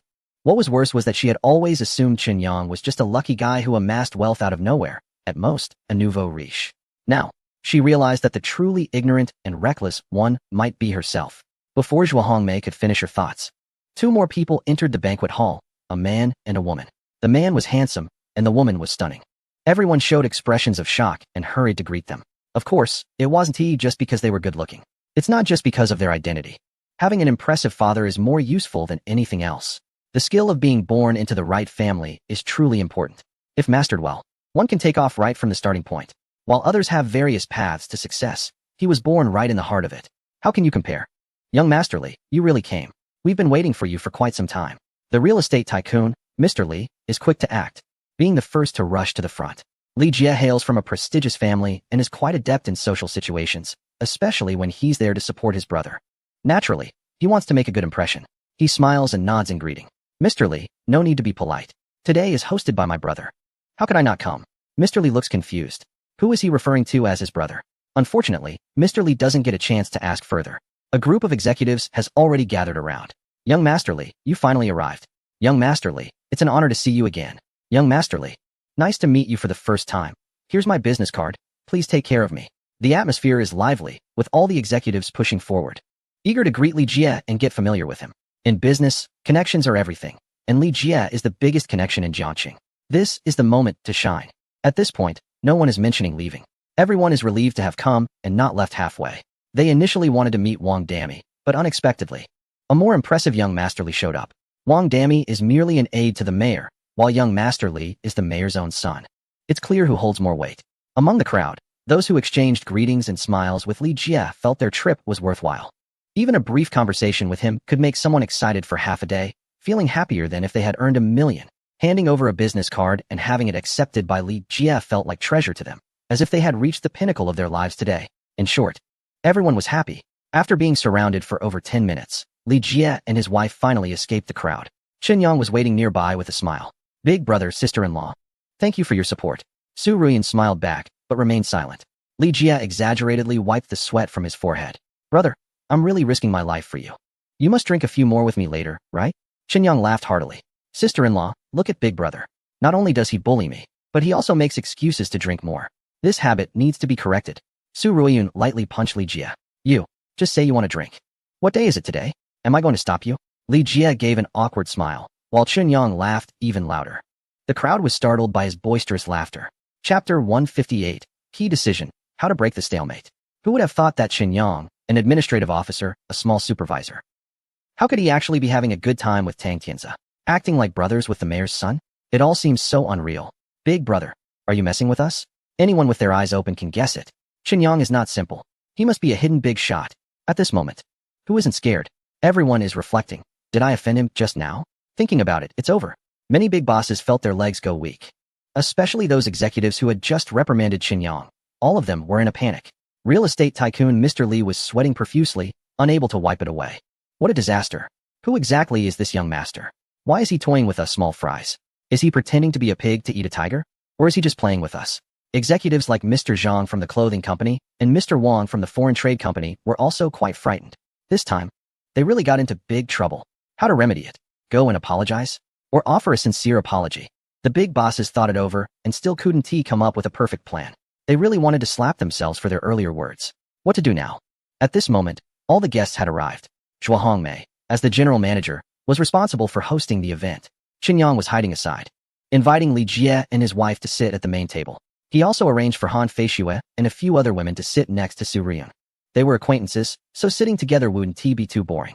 Qinyang then accompanied Li Jie and Tang Tianze, drinking and chatting. Initially, Qinyang also invited Huang Sanjin to sit at the main table, but Huang Sanjin wanted to stay with his group of younger brothers, so Qinyang didn't insist. After all, they weren't on the same wavelength, and they wouldn't know what to talk about together. Sitting apart was actually more relaxed for both. After Zhuo Hongmei finished her opening remarks, she briefly introduced the new client policy of the Moonbay Hotel, hoping everyone would sign again and continue their cooperation. The applause was sparse and the response was quite average. Zhuo Hongmei felt a bit disappointed. Returning to the main table, she raised a glass to Li Jie, Tang Tianze, and others, then sat down gloomily. Her gaze unintentionally drifted towards Qinyang. Qinyang reached out and gently patted her shoulder, whispering, Sister Hongmei, don't worry. It will be resolved. After that, Qinyang continued to drink and chat with Tang Tianze and Li Jie, not mentioning the hotel matter at all. Zhuo Hongmei was getting anxious, but there was nothing she could do. After a few rounds of drinks, Li Jie suddenly stood up, raising a glass and signaling to all the guests in the banquet hall. Hello everyone. The executives present quickly raised their glasses and stood up at the sight. Everyone here today is a big boss, whether old friends or new friends. On behalf of my brother, Qinyang, I thank you all. Li Jie paused. You may not know this, but some people think that I am just a verbal brother with Qinyang. Wrong. We are sworn brothers, having gone through the ritual. Our family elders care a lot for him. In comparison, I feel more like an adopted son. Haha, just kidding. He raised his glass high. I, Li Jie. Toast to everyone. Thank you for your support and care. Cheers. The crowd responded enthusiastically. Everyone raised their glasses and shouted loudly. Cheers. Cheers. Cheers. The atmosphere instantly reached a climax. Everyone was extremely excited. Who would have thought that Qinyang and Li Jie were actually sworn brothers? In modern society, many people claim to be brothers in words, but those who truly have such a bond are few and far between. Not to mention, Qinyang is also favored by the local leader. Regardless, we must find a way to leverage this relationship. At this moment, Jiang Qingying was in shock. Her eyes were wide open, almost popping out. She initially thought Qinyang was just a connection of General Zhua. Who would have thought he was also a relative of the local leader? Zhong Qin was also surprised. This humble and handsome young man was truly impressive. Well, it should be said he is quite significant. Shui Yufeng, Lu Yiji, Jin Ling, and others were all stunned. Who would believe that Qinyang was the sworn brother of the local leader's son? Ma Dashan, as the security manager, was also patrolling the scene, responsible for safety. He was relieved that he had not neglected Qinyang from the start. He also took great care of Qinyang's younger brother, Shuo Xiaojiang. He regretted that if he had supported Chunyang strongly during the meeting, perhaps in the future, he wouldn't just be a security manager, but the director of security. Sigh. If only time could turn back, I would seize the opportunity. Ma Dashan wanted to buy a regret pill. At the main table, Tang Tianzi stood up. Li Jie's father had a special identity, and there were some things he couldn't say. Tang Tianzi, however, had no such concerns. Fellow business colleagues, I, Tang Tianzi, solemnly announced that starting today, all business receptions under the Tang family in Jiang City will be at the Moon Bay Grand Hotel. We, the Tang family, will sign a long-term exclusive cooperation agreement with Moon Bay. Bosses, would you like to express your stance as well? Upon hearing this, everyone understood that the critical moment had arrived. They had to make a choice and show their position and attitude. Chongqing Group had pressured and tempted everyone to sever ties with Moon Bay and switch to Chongqing Grand Hotel.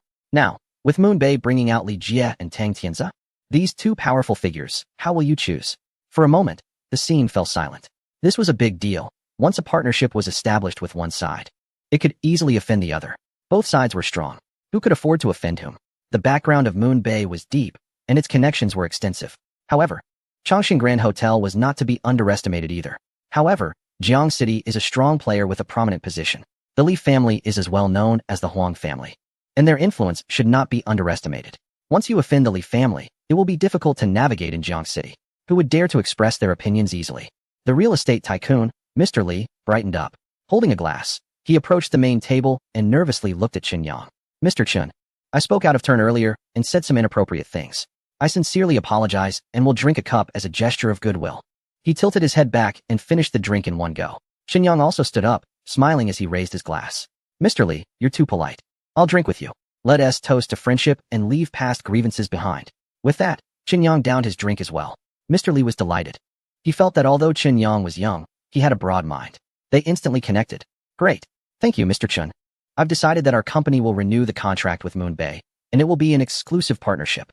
This statement shocked the entire room. Who would have thought that Mr. Li, not considered a top player, would take such a bold step and be the first to take the plunge? What courage! Chapter 159. Charismatic and surrounded by beautiful women. The banquet hall fell silent for 3 seconds. Suddenly, clap, clap, clap, good. Very good. Tang Tianzi was the first to applaud. Li Jie followed closely. Zhua Hongmei, Zhong Qin, Jin Ling, and other women all stood up excitedly, applauding enthusiastically. In an instant, the hall erupted in applause. Mr. Zhang from the clothing company, Mr. Wang from the foreign trade company, and others immediately seized the opportunity to follow suit. They rushed over to toast and apologized to Chunyang, announcing their support for Moon Bay and continuing their partnership. With someone leading the way, the situation became easier to handle. The various CEOs didn't need to hesitate anymore. Both sides had to choose a side. Chunyang had the backing, connections, and was generous. On the other hand, Liao from Chongqing Group was arrogant and hard to deal with. Everyone had their own judgment on how to choose. Next, many expressed their intention to continue collaborating with Moon Bay. In the blink of an eye, except for a few companies deeply involved with Chongqing Group, the remaining 90% of the CEOs indicated they would renew their contracts with Moon Bay. Zhua Hongmei observed this and was visibly pleased, roughly estimating the crisis this time was likely resolved.